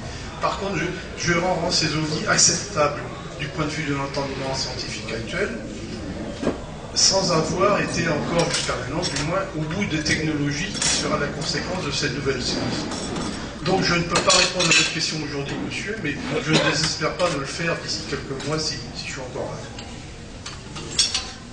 Je regrette de ne pas pouvoir répondre, excusez-moi. C'est un peu trop tôt pour moi. Je ne demandais pas de théorie, en fait, juste des exemples qui seraient conformes s'il y en avait. Je veux dire que ma théorie n'exclut pas ce genre de manifestation, mais n'est pas suffisante pour les justifier totalement. Voilà ce que je peux dire aujourd'hui, mais ce n'est qu'un peu de travail à faire pour moi derrière. C'est pas grand-chose. Je remercie. Bonjour Monsieur Laval. Je crois savoir que vous avez participé à la lettre ouverte au président de la République, Merci.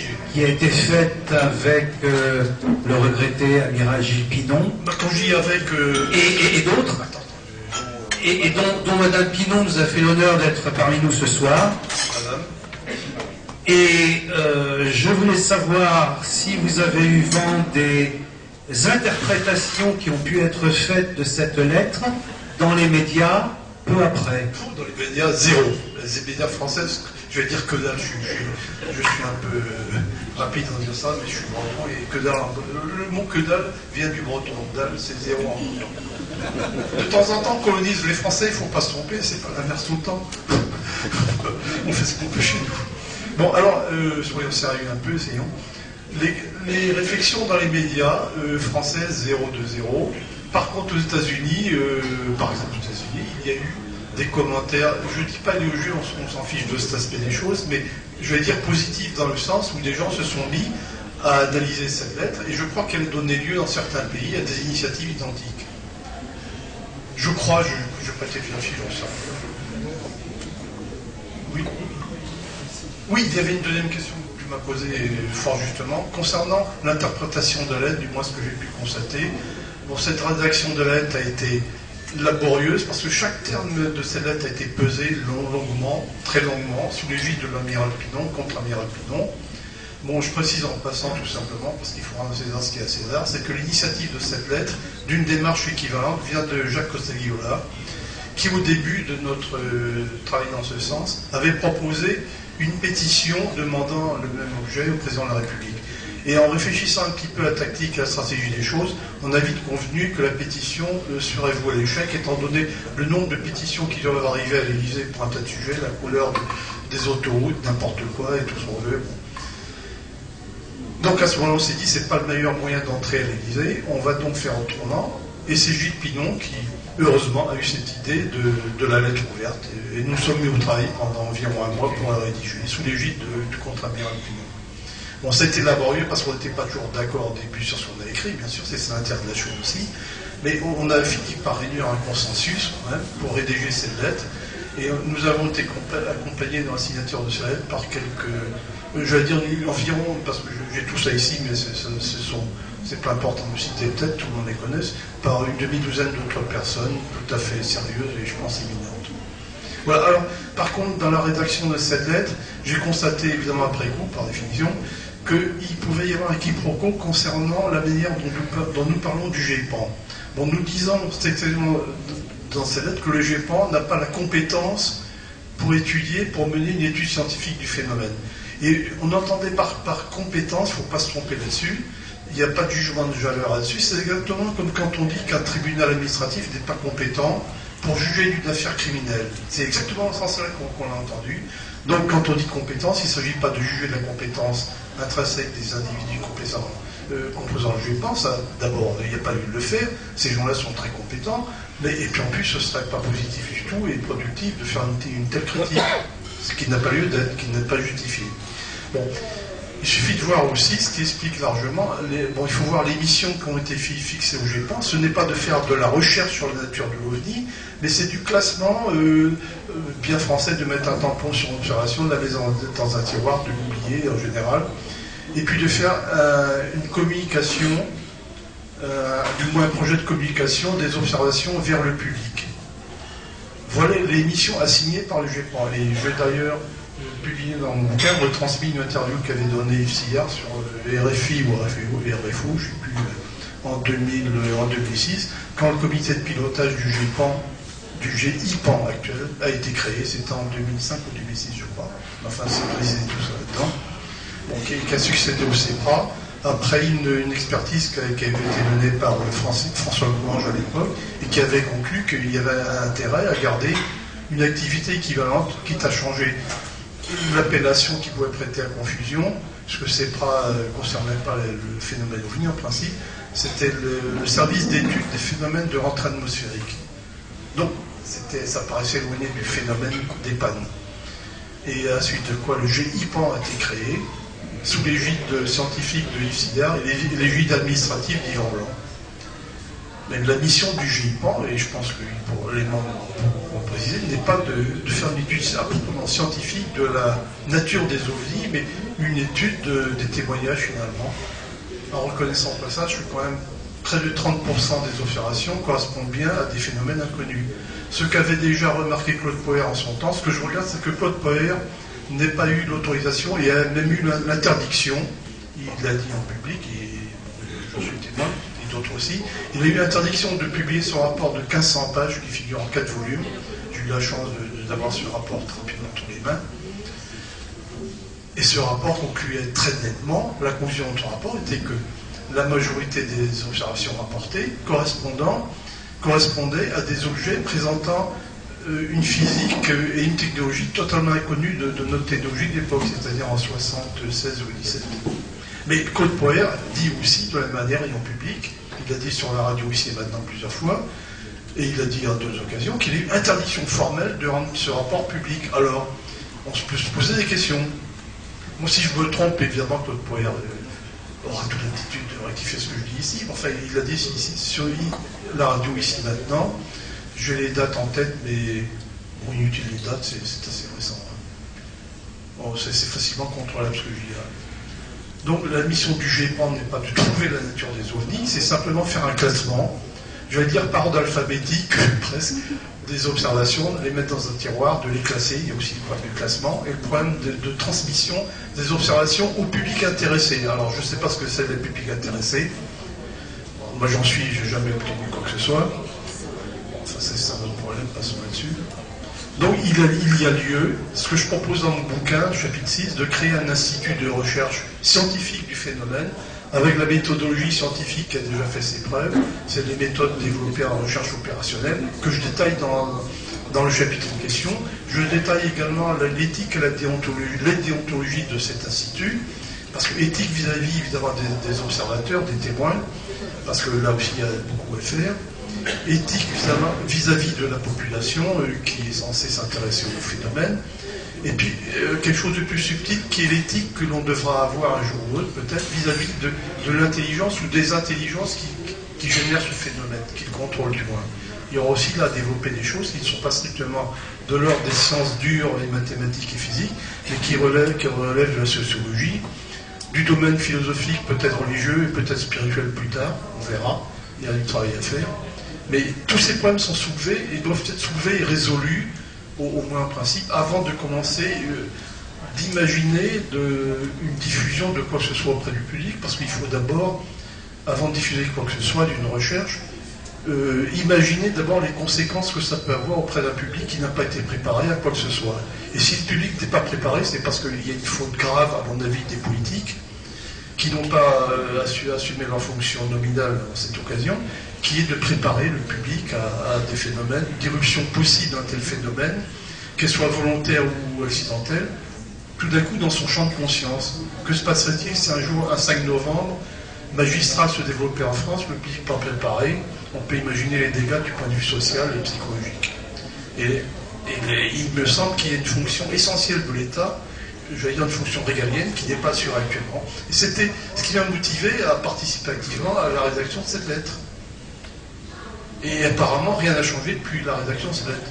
Évidemment, nous avons reçu des réponses que nous n'avons pas diffusées parce qu'elles sont tellement, je vais dire, minables. Oui, c'est le bon, genre plein de mots minables ici à dessin. C'est décevant de vacuité. On nous dit que la question est intéressante, merci, on savait. Que le problème est transmis au ministre de la Recherche, qui ne manquera pas de nous rendre compte directement de la suite que le ministre de la Recherche de l'époque a donnée. Je crois que c'est le même ministre d'ailleurs maintenant, la même ministre. Bon.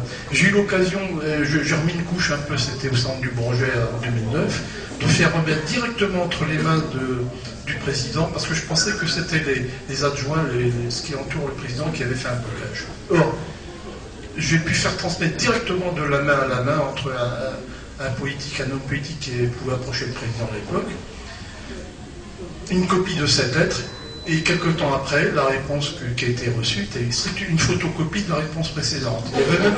On n'avait même pas changé le libellé des gens qui ont signé la réponse. C'est ahurissant. Par contre, ça m'a permis de quand même certaines opérations, parce que je vois sur ces réponses dans quel circuit passait cette lettre. C'est tout à fait intéressant de voir ça. Mais enfin, c'est dommage qu'on en soit là en France, quand on voit ce qui se passe aux États-Unis en recherche. C'est ahurissant. Et j'ai noté un aspect du phénomène OVNI qui paraît un peu à contre-courant de ce qu'on imagine habituellement. Parce qu'on commence, il y a quand même aujourd'hui, je dirais, une imagination collective qui prend forme depuis 60 ans avec des présupposés, à tort ou à raison. Et vous avez fait une remarque qui, à mon avis, bandrèche l'un de ces présupposés. C'est que l'intelligence qui serait derrière est réactive et non proactive. À savoir que quand on a une modification substantielle de notre comportement ou de notre environnement, ils se font piéger. Et on le voit par exemple avec les éoliennes, quand de temps en temps il y a des pales qui explosent devant un truc qui est complètement invisible. Tout à fait. Alors ça voudrait dire qu'à ce moment-là, l'intelligence qui est derrière le phénomène OVNI est peut-être plus fragile qu'on le laisse croire. Mais bien sûr, voilà. Mais c'est rassurant parce que ça veut dire aussi une chose, et je crois que cette remarque est parfaitement justifiée et très importante dans l'étude du phénomène. Ça veut dire que l'intelligence qui manipule ce phénomène, ou les intelligences, là, sont sujettes aussi à des contraintes de fiabilité, de réussite et de succès qui n'ont pas toujours, de temps en temps. Leur stratégie, leur technologie, leurs équipements présentent des faiblesses. C'est ce que j'ai voulu expliquer dans la cour de la Bête Noire tout à l'heure. il y a des circonstances dans lesquelles on peut espérer prendre, je ne dis pas d'avance, mais à la surprise, le phénomène. Et c'est intéressant parce que je pense avoir trouvé les zones d'observation, enfin les zones au sens général du terme, dans lesquelles on peut tenter de piéger le phénomène, qui est évidemment plus intelligent que nous, il ne faut pas se leurrer. Mais on peut avoir l'homme le plus intelligent du moment qu'on trouve une faille dans son système de raisonnement, dans sa technologie, dans ses équipements. On peut se glisser dans cette faille et explorer totalement ce qu'on peut voir de là. C'est ce que je propose dans... Ça suppose aussi qu'ils ne sont pas tout le temps présents. Mais non, ils sont bien sûr. Il y a des trous, et qu'entre deux trous, ils peuvent se faire surprendre. Oui, alors justement, il y a une comparaison à faire qui me paraît instructive et très simple à faire. C'est qu'est-ce que nous faisons, nous, quand on va explorer les singes dans la brousse? On fait pareil, on se camoufle, on les imite, on se planque, on ne se montre pas, on ne montre pas nos intentions, on emploie des leurres pour détourner leur attention, on fait un tas de choses qu'on voit pratiquées par les hommes actuellement vis-à-vis de nous. Bon, c'est ce que j'explique, que je détaille un peu dans le chapitre 4 de mon bouquin, dans lequel j'expose des stratégies et des tactiques possibles de ce phénomène qui sont de l'ordre d'une dizaine que je propose, mais sûrement d'autres que je n'ai pas vu, c'est évident, j'espère. Voilà, donc voilà de quoi rechercher dans le domaine. Ce que vous êtes en train de dire, c'est que si nous, on a descendu du singe, eux descendent peut-être de l'homme. Mais ils ne seront pas déçus. Je ne sais pas ce qu'ils en font. Ah ben s'ils font les mêmes conneries que nous... Ah, je sais pas, c'est pas obligatoire. Non, parce qu'ils ont peut-être quelques milliers ou quelques millions d'années d'avance sur nous, c'est pas exclu, il faut voir la durée de l'univers. 13 milliards d'années, il tente de se passer des choses. Mais on peut espérer, mais ça c'est un espoir, que s'il y a une science, une technique, une philosophie de la part de cette intelligence, il y a aussi, on peut espérer, on l'espère, une certaine spiritualité. Je n'ai pas dit charité, ça c'est bas étage que je dirais là. Non, une spiritualité développée aussi, tout simplement parce qu'ils sont en avance sur nous. Et à ce moment-là, le jour où il y aura un contact possible, si jamais ça se fait, il faudra faire gaffe, parce qu'on devra tenir compte de cette spiritualité, de cette avance psychologique, sociale aussi, parce que très vraisemblablement, il y a un système social qui a certaines caractéristiques et tout ça. Si on observe les singes, lequel doit se rapprocher de l'autre? C'est l'homme vers le singe ou le singe vers l'homme? C'est celui qui court le plus vite. Mais jusqu'à présent, c'est eux. Oui, alors donc, pour reprendre avec plus de voix, pour reprendre l'image de l'homme qui observe le singe, à part une petite galipette rigolote de tout à l'heure que je vous ai faite, mais si l'un doit se rapprocher de l'autre, d'un point de vue ontologique, ce serait intéressant de considérer si c'est l'homme qui doit se rapprocher du singe, ou si c'est le singe qui doit se rapprocher de l'homme pour qu'ils se comprennent. Actuellement, il y a des expériences qui sont faites dans les deux sens. Mais si l'image que vous avez employée est bonne vis-à-vis de ces intelligences par rapport à nous, on pourrait imaginer que le modèle soit là aussi le même. Mais d'abord, je vais éliminer une difficulté dans votre question, c'est que je vais éliminer le mot « toi ». Parce que « toi », ça veut dire qu'on se réfère à un système de morale, ou je ne sais pas, un système de valeurs, et j'exclus totalement dans une étude objective du phénomène l'introduction d'un système de valeurs a priori. Donc, quand on dit « toi », je ne sais pas exactement à quoi vous faites référence. « Toi », c'est-à-dire vis-à-vis d'une morale, vis-à-vis d'une physique, vis-à-vis de quoi? Vis-à-vis de l'efficacité. De l'efficacité, mais efficacité estimée en fonction de quoi? D'un résultat physique, d'un résultat scientifique, philosophique, religieux ou autre, ou spirituel. Oui, alors de compréhension. C'est pas facile, mais ça demande des compétences que je n'ai pas pour étudier ces aspects du problème. Mais que d'autres s'y mettent, on les attend depuis 60 ans, hein, les psychos de machin, là, du boulevard Saint-Germain et d'ailleurs. On les attend encore, mais ils ne se montrent pas, c'est bizarre. Les sociologues de toutes sortes qu'on voit rôder autour du phénomène, ils ne savent plus quoi faire certainement dans certains départements de recherche, et ben on les attend depuis faire, c'est 60 ans qu'ils nous tapent dessus, que les GIFOS sont considérés comme des fous, merci hier, etc., que c'est un phénomène qui n'existe pas. C'est impossible, oui, non, ça n'existe pas, c'est impossible. On ne sait pas expliquer, donc par définition, ça n'existe pas. L'avion ne pourra jamais voler plus lourd que l'air. Alors on met la poubelle tout de suite. Les aérolis, ça n'existe pas. Une pierre ne vole jamais dans le ciel. À la poubelle, hop. Il y a un tas de choses comme ça qu'on a mis à la poubelle parce que le dogme, la science actuellement, c'est une religion. C'est un dogme. Pratiqué par des ecclésiastiques qu'on connaît, on sait qui sont les presbytères, je ne citerai pas, tout le monde les connaît, mais c'est pareil, même si c'est un système de croyance, comme un autre. D'ailleurs, il y a un truc vachement marrant, si on peut dire, excuse-moi ce terme, c'est que dans certains domaines, on procède même par des votes.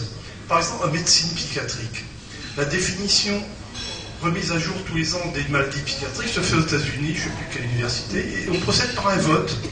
On dit, ben voilà, cette année, on propose au vote de ces professeurs en psychiatrie d'établir la liste officielle des maladies psychiatriques. Moi, je trouve ça très beau.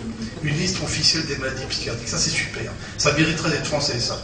Mais ça se passe aux États-Unis, mais on fait comme si c'était chez nous. Mais c'est pareil, c'est établi aux États-Unis, qui donne lieu à l'établissement d'un registre, c'est un catalogue des maladies psychiatriques, et en dehors de ça, il n'y a pas de maladie psychiatrique. Et on utilise ça dans les hôpitaux psychiatriques. Je reconnais parce que j'ai pas mal de parents de psychiatres et qui m'en ont parlé. C'est ahurissant de voir ce qui se passe. Et en science, dans tas de domaines de la science, on procède comme ça. On établit d'abord ce qu'on doit trouver, ce qui est tolérable de trouver, et après on essaye de forcer les faits à rentrer dedans. Alors moi je propose, et c'est la démarche habituelle de la science, c'est la vraie science telle que je l'entends, c'est d'adapter nos théories aux faits observés, donc pas l'inverse. On ne doit pas forcer tordre des faits pour qu'ils rentrent dans nos théories existantes, on doit au contraire soit adapter les théories existantes, soit en inventer d'autres qui expliquent naturellement les faits. Mais ça, je sais pas, il y a un seuil là. Je n'arrive pas à comprendre pourquoi on ne passe pas. Les grandes inventions sont toujours à la génération d'après. Oui, mes petits-enfants s'en foutent totalement. On va passer à une autre question. Oui, pardon. Voilà. Tu me dis pour le temps, j'ai une notion du tout. Pas de problème. Merci beaucoup, monsieur Lala, c'était très intéressant et très rafraîchissant. Ça fait plaisir d'entendre dire à haute voix ce que nous pensons tout bord. Merci de le dire. Bravo.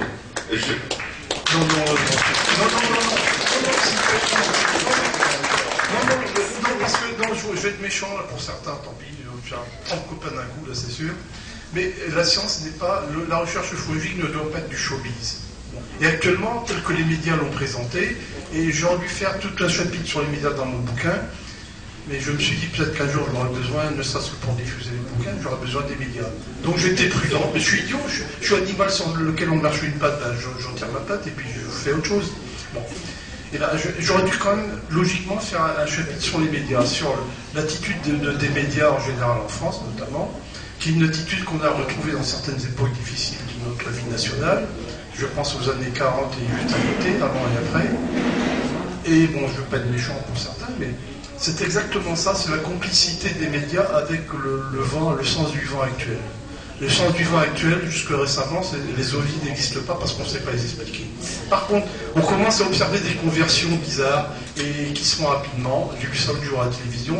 Un astrophysicien qui jusqu'à maintenant, je ne lui traite pas tout le monde de la vie, on s'en fiche du nom, qui jusqu'à maintenant avait traité les ufologues de fous, est en train de commencer à admettre que peut-être la vie extraterrestre et une exobiologie sera justifiée étant donné les découvertes physiques qu'on fait actuellement, les exoplanètes et l'exobiologie.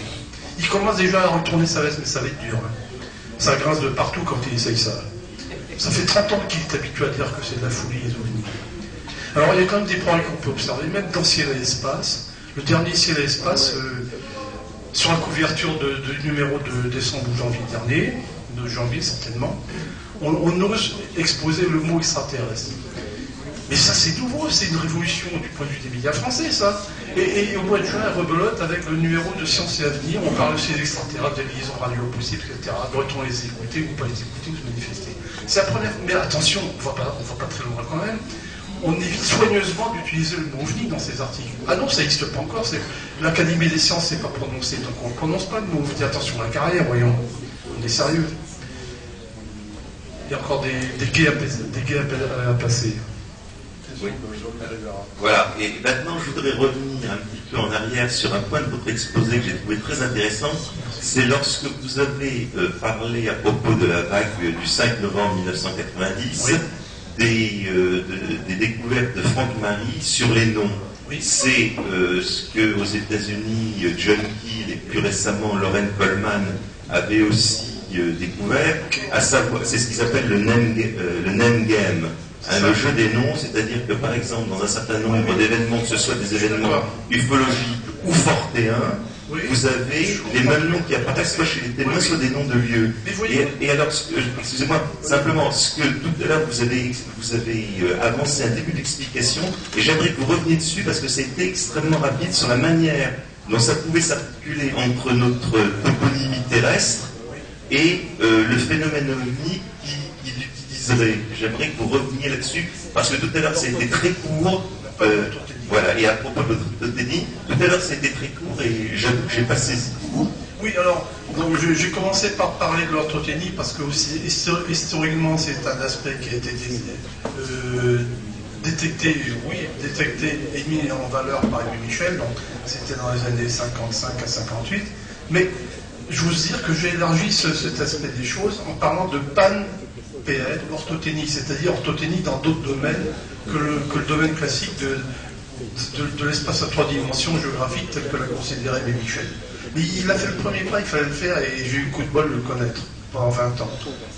C'est un coup de chance que j'ai eu, mais j'ai eu un tas de chance en ufologie, c'est de connaître Aimé Michel et ensuite j'ai eu Pilon. Oui, mais alors donc comment est-ce que ça s'articule entre cette toponymie terrestre et le phénomène qu'ils utilisent? C'est ça qui m'intéresse. Mais oui, mais ça y est. Mais je propose la solution, je l'ai proposée dans les annexes pour ne pas rendre la chose rébarbative, parce qu'elle n'est pas facile à faire comprendre, si bien que j'ai utilisé une parabole, c'est celle que j'appelle la parabole du planeur, qui figure en annexe, je ne sais plus combien, 10 ou 11 du bouquin, c'est juste avant la fin. Et je établis une comparaison entre le chemin géodésique que suit un planeur dans l'espace et un planeur qui suit des chemins totalement inexpliqués pour l'observateur qui est au sol et ne comprend rien au planeur. Il y en a aussi, ça existe. Donc il ne peut pas savoir pourquoi le planeur marche en zigzag dans l'espace. Et nous sommes exactement dans la même position. On ne sait pas pourquoi les ovnis se comportent en ligne droite, en zigzag ou autrement. Mais il faut aussi imaginer qu'il y a une logique derrière. La logique du planeur, c'est celle de suivre les courants thermiques pour en profiter, etc., pour aller, ce qu'on appelle des pompes en aéronautique, c'est-à-dire des courants ascendants thermiques, les mettre à profit. Donc, vu du sol, le planeur suit des chemins qui ne sont sur aucune carte disponible, parce qu'il change sans arrêt. Il suit simplement le champ au sens physique, le champ des vitesses aérolaires dû aux effets thermiques dans l'atmosphère. Tout simplement, il utilise les courants ascendants pour se déplacer et les plus impossible. Mais alors, vu du sol par quelqu'un qui ne comprend rien, et ça c'est peut-être nous pas oublié, c'est totalement incompréhensible parce que l'observateur qui est au sol ne connaît pas la physique du planeur, ne connaît pas la physique de l'atmosphère, et surtout ne connaît pas le système cognitif qui guide le planeur. C'est pour ça que ce que je propose, c'est que dans l'espace des phases du planeur, y compris de celle du pilote qui est dedans, de l'ensemble planeur plus pilote, ce système se déplace selon des géodésies qui appartiennent à son système de logique. Système géodésique qui est totalement incompréhensible quand on ne connaît pas les physiques qui soutiennent ce système géodésique, qui sont la physique de la mécanique du planeur, de l'atmosphère et de la psychologie du pilote, son expérience. Donc là, voilà ce que je fais entendre par la notion de panorthothénie, c'est-à-dire l'orthothénie, la propagation de phénomènes, de concepts en ligne droite dans un système donné. Quand j'ai ligne droite, ce sont des géodésiques, c'est-à-dire par définition le plus court chemin pour aller d'un point à un autre. C'est la métrique de Schwarzschild en relativité générale et celle de Minkowski en relativité restreinte. C'est tout court, c'est vraiment ça, il suffit de regarder. Enfin, excusez-moi du terme, quelquefois ça déborde. Mais enfin, c'est un axe d'approche que je propose et que d'autres bien plus compétents que moi pourraient explorer. Mais où sont-ils ces gens-là? Je ne sais pas, ils se plantent tous. Ils ont peur du phénomène. Je les compare à des gallinacés qui entendent un bruit inconnu. Je suis méchant, mais c'est vrai. Donc ils sont tétanisés, ils ne veulent pas le voir, c'est un petit autruche piqué par un poulet. Je suis méchant, mais de temps en temps il faut l'être peut-être pour espérer faire bouger les choses. Nous avons une autre question. Je voudrais savoir quel est le lieu du point de connexion des lignes droites là, sur la carte. Pardon. Ah oui. Les intersections de lignes droites, c'est ça, c'est le centre des réseaux. Le lieu est très variable. C'est une observation à l'autre, c'est une observation d'un jour à l'autre. Le lieu des lignes droites, le croisement des lignes droites ne se fait pas au même endroit. Il évolue. Mais par contre, Aimé Michel a une chose intéressante, c'est que les réseaux apparaissant d'un jour sur l'autre peuvent être pratiquement superposés l'un à l'autre, en effectuant, c'est pas une rotation entre deux réseaux successifs de quelques degrés, je crois 6 ou 7 degrés, en concentrant, en gardant un point commun, le centre des réseaux d'intersection. Et à ce moment-là, on arrive à des probabilités qui sont de l'ordre de, j'avais calculé que pour septembre et octobre 54, à une singularité qui l'inverse de la probabilité du hasard, qui atteint plusieurs millions. Donc, ce n'est pas une démonstration, mais ça montre que très probablement, on a affaire à un phénomène autre que ce qu'on a cru voir au début, qui est une volonté derrière que ces réseaux existent. Mais s'il y a une volonté derrière, c'est qu'il y a une intelligence, qu'il y a un projet, une stratégie, une tactique qui est derrière, donc on peut dire une conscience, pour résumer les choses. Alors aussi, quelqu'un ici qui est dans la salle, c'est M. Goupil, je crois qu'il est là, qui a fait un très bon bouquin que je recommande, c'est un bouquin qui propose que les robots, que les ovnis seraient des types de robots. Seulement, je pense que dans ce type d'explication qui a le mérite d'exister, qui est très intéressant, on ne fait simplement, si on peut dire, que déplacer le problème, que décaler le problème ailleurs. Parce que s'il y a robot, c'est qu'il y a une conception du robot. Le robot, c'est pas fabriqué lui-même ex nihilo. Il y a un concepteur du robot, et qu'à ce moment-là, on ne fait que déplacer le problème, et le problème est très bien analysé par M. Goupil. Oui, je voulais rectifier quelque chose au sujet de la lettre ouverte. Je reviens tout d'un coup, j'y pense en passant des bouquins. C'est un livre qui a été écrit, un excellent bouquin que je me permets de recommander aussi, écrit par Egon Kragel et Jean-Yves ou Yves Croupil. Oui, c'est ça, au Cherche Midi, et qui s'intitule de mémoire OVNI, un secret d'État au pluriel. Et dans ce bouquin, dans ce livre, pardon, il a la gentillesse et l'extrême opportunité et intelligence de publier la lettre en question. Mais par contre, il y a une remarque qui est totalement inadaptée au sens qu'on a voulu donner à la lettre. Et c'est justement Egon Kragel, que j'ai contacté d'ailleurs par la suite pour rectifier les choses, il est tout à fait d'accord. C'est lui qui dit qu'on demande au président de la République ce que la recherche soit rendue publique. Et justement, on ne l'a pas demandé parce que rendre publique une telle recherche suppose de résoudre d'abord des problèmes d'éthique considérables que l'on n'a pas fait, parce que tout simplement les gens qui devraient le faire font autre chose. Ce sont des philosophes patentés qui devraient le faire, qui devraient s'intéresser à la question de l'éthique que l'on doit concevoir, notamment en sciences, d'une manière générale, mais aussi en morale politique concernant ce phénomène, parce qu'il s'agit d'un phénomène dont la révélation brutale dans un public non préparé risque de créer des dégâts tels qu'il faut y penser plus d'une fois avant d'en parler en public et de révéler certaines choses. Donc, on n'a absolument pas demandé à ce que cette recherche soit rendue publique, on demande simplement à ce qu'elle soit faite de telle manière qu'un gouvernement, donc démocratique en principe, ait les éléments disponibles pour établir une politique générale vis-à-vis du phénomène. Et c'est à lui de décider si on communique à la population ou pas. C'est pas aux scientifiques ni à d'autres. C'est aux politiques qui sont responsables de ça, qui devraient l'être du moins. Oui, question. Bonsoir. On entend mal, il n'est pas allumé. Oui, bonsoir. Bonsoir, monsieur. Bonsoir, monsieur. Voilà, j'ai deux questions rapides. Le gérant est actuellement en déplacement en Norvège, à Tallinn. Oui, j'ai entendu parler. Oui. J'aimerais avoir votre avis sur ce phénomène lumineux de SDLN qui est récurrent depuis plusieurs années. Et deuxième question, vous avez mentionné tout à l'heure une possibilité de conscience extraterrestre qui interviendrait, disons, dans ce phénomène. Dans ce phénomène. Oui. Simplement, le fait est que, à la lecture du livre de Jacques Vallée, Wonders in the Sky, lui, il a répertorié plusieurs dizaines de milliers de témoignages sur 5000 ans, en gros, l'époque des pyramides, qui prennent effectivement des tournures adaptées à l'histoire de chaque peuple, bien sûr, hein, et à la géographie. Oui, mais bien sûr. Ça passerait des chevaux de feu, au chariot volant, au bouclier volant d'Alexandre. De feu, au bouclier volant, etc. Voilà. Oui. Ma question, c'est que, et là, ça va vraiment aussi dans le sens de Jacques Vallée. Qu'est-ce qui, si vous voulez, au niveau effectivement de la recherche scientifique actuelle, c'est la théorie de la physique quantique. Mais on s'aperçoit, si vous voulez, que historiquement, les tentatives d'interprétation des phénomènes ont évolué en fonction de l'évolution des sciences. Oui. Voilà. Non, monsieur, je vais terminer votre question, mais aussitôt, ça me passionne tellement depuis 50 ans que j'ai une réponse prête, mais si vous pouvez compléter votre question. Voilà, ma question précisément, c'est dans quelle mesure ne nous dupons pas nous-mêmes disons, en plaquant les dernières recherches scientifiques en termes de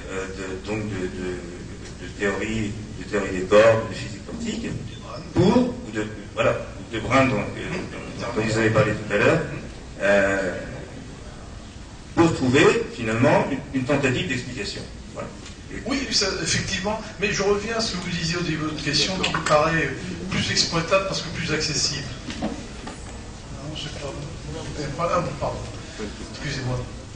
C'est que le système, j'ai remarqué, enfin je ne suis pas le seul, le premier à remarquer, c'est évident, heureusement, il y a d'autres qui sont plus observés dans les phénomènes, mais que le phénomène s'est tout le temps introduit dans notre environnement par le biais de nos systèmes de croyances. Quel que soit le système de croyances, que ce soit des croyances magiques, ben, on remarque sur certaines grottes à Altamira et ailleurs, et au Mexique également, et à Bornéo, j'en ai vu également, on remarque déjà, dessinées par des zones dites préhistoriques et sauvages, etc., en dessous de tout, évidemment, par définition par rapport à nous, ça va de soi, on remarque déjà des dessins qui semblent bien être des dessins d'OVNI.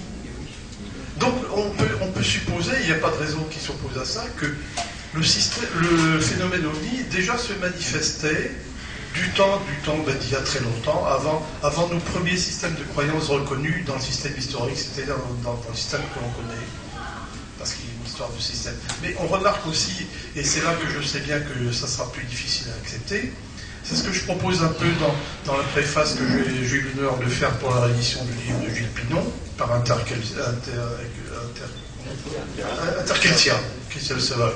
Il fallait le faire, il l'a fait, bravo. Eh bien, je propose, parce que c'est une question dont j'avais discuté longuement avec Gilles Pinon à l'époque, avant son décès en 2009, je propose que le système, justement, le système OVNI, enfin l'intelligence ou les intelligences OVNI, s'introduit systématiquement dans le système de croyance actuel, pour une époque donnée. Bon, actuellement, du temps de Fatima, c'était le système religieux, c'était par là que le système pouvait s'introduire sans faire de trop de dégâts et sans être piégé par des observateurs attentifs. Il s'est introduit dans un système qui permettait une explication toute simple et toute rationnelle, à l'époque du moins, qui était l'explication religieuse. Donc il a trouvé une faille dans le système de connaissances, il s'est introduit, il a profité, comme on le fait à nous vis-à-vis des salles aussi, dans un système de croyance des animaux que nous sommes par rapport au phénomène. Il s'est introduit dans ce phénomène, dans les points faibles du phénomène. Le point faible du phénomène, c'est le système de croyance. Bon, du temps de Fatima, c'était le système religieux. Du temps du 5 novembre, c'est le système scientifique. Il faut bien regarder à Fatima comme le 5 novembre. Tous les aspects principaux du phénomène OVNI apparaissent dans les deux phénomènes d'une manière complète. C'est ça qui est passionnant dans le 5 novembre. C'est dommage que des raisons idéologiques et autres aient gâché l'observation de ce phénomène, parce qu'on a perdu des données considérables sur ce phénomène. Il suffira aussi d'aller voir du côté des radars météo ce qu'on a pu, je sais qu'on a observé et qui ne sont pas diffusés, qui n'ont pas été exploités. Mais ça, c'est motus à tu, personne ne veut en parler. La France profonde. Je suis méchant. Est-ce que j'ai répondu à votre question, monsieur? En ce qui concerne le développement de la physique quantique, eh bien, c'est justement ce que j'essaye, mais quand même très résumé dans mon bouquin, parce que ce n'était pas le lieu, la place, et peut-être même, je vous le dis, le public, parce que c'est un peu difficile du point de vue technique, mathématique à expliquer, surtout en quelques pages. Donc, je vous propose de compléter les articles que j'ai faits sur l'Académie d'ufologie, et que j'ai déjà commencé à faire, concernant cet aspect des choses, mais qui demande un travail considérable. La physique quantique, j'en ai fait quand j'étais jeune, il y a déjà fort longtemps, évidemment. La recherche générale, c'est pareil, mais je m'y suis remis depuis, et puis les connaissances dans les domaines ont évolué aussi parallèlement, si bien qu'il faut que je cours encore plus vite que les découvertes pour essayer de les comprendre. Et ça, c'est pas toujours facile à faire. Voilà, eh bien, écoutez, ça va s'arrêter là. On va remercier énormément Claude Clavard.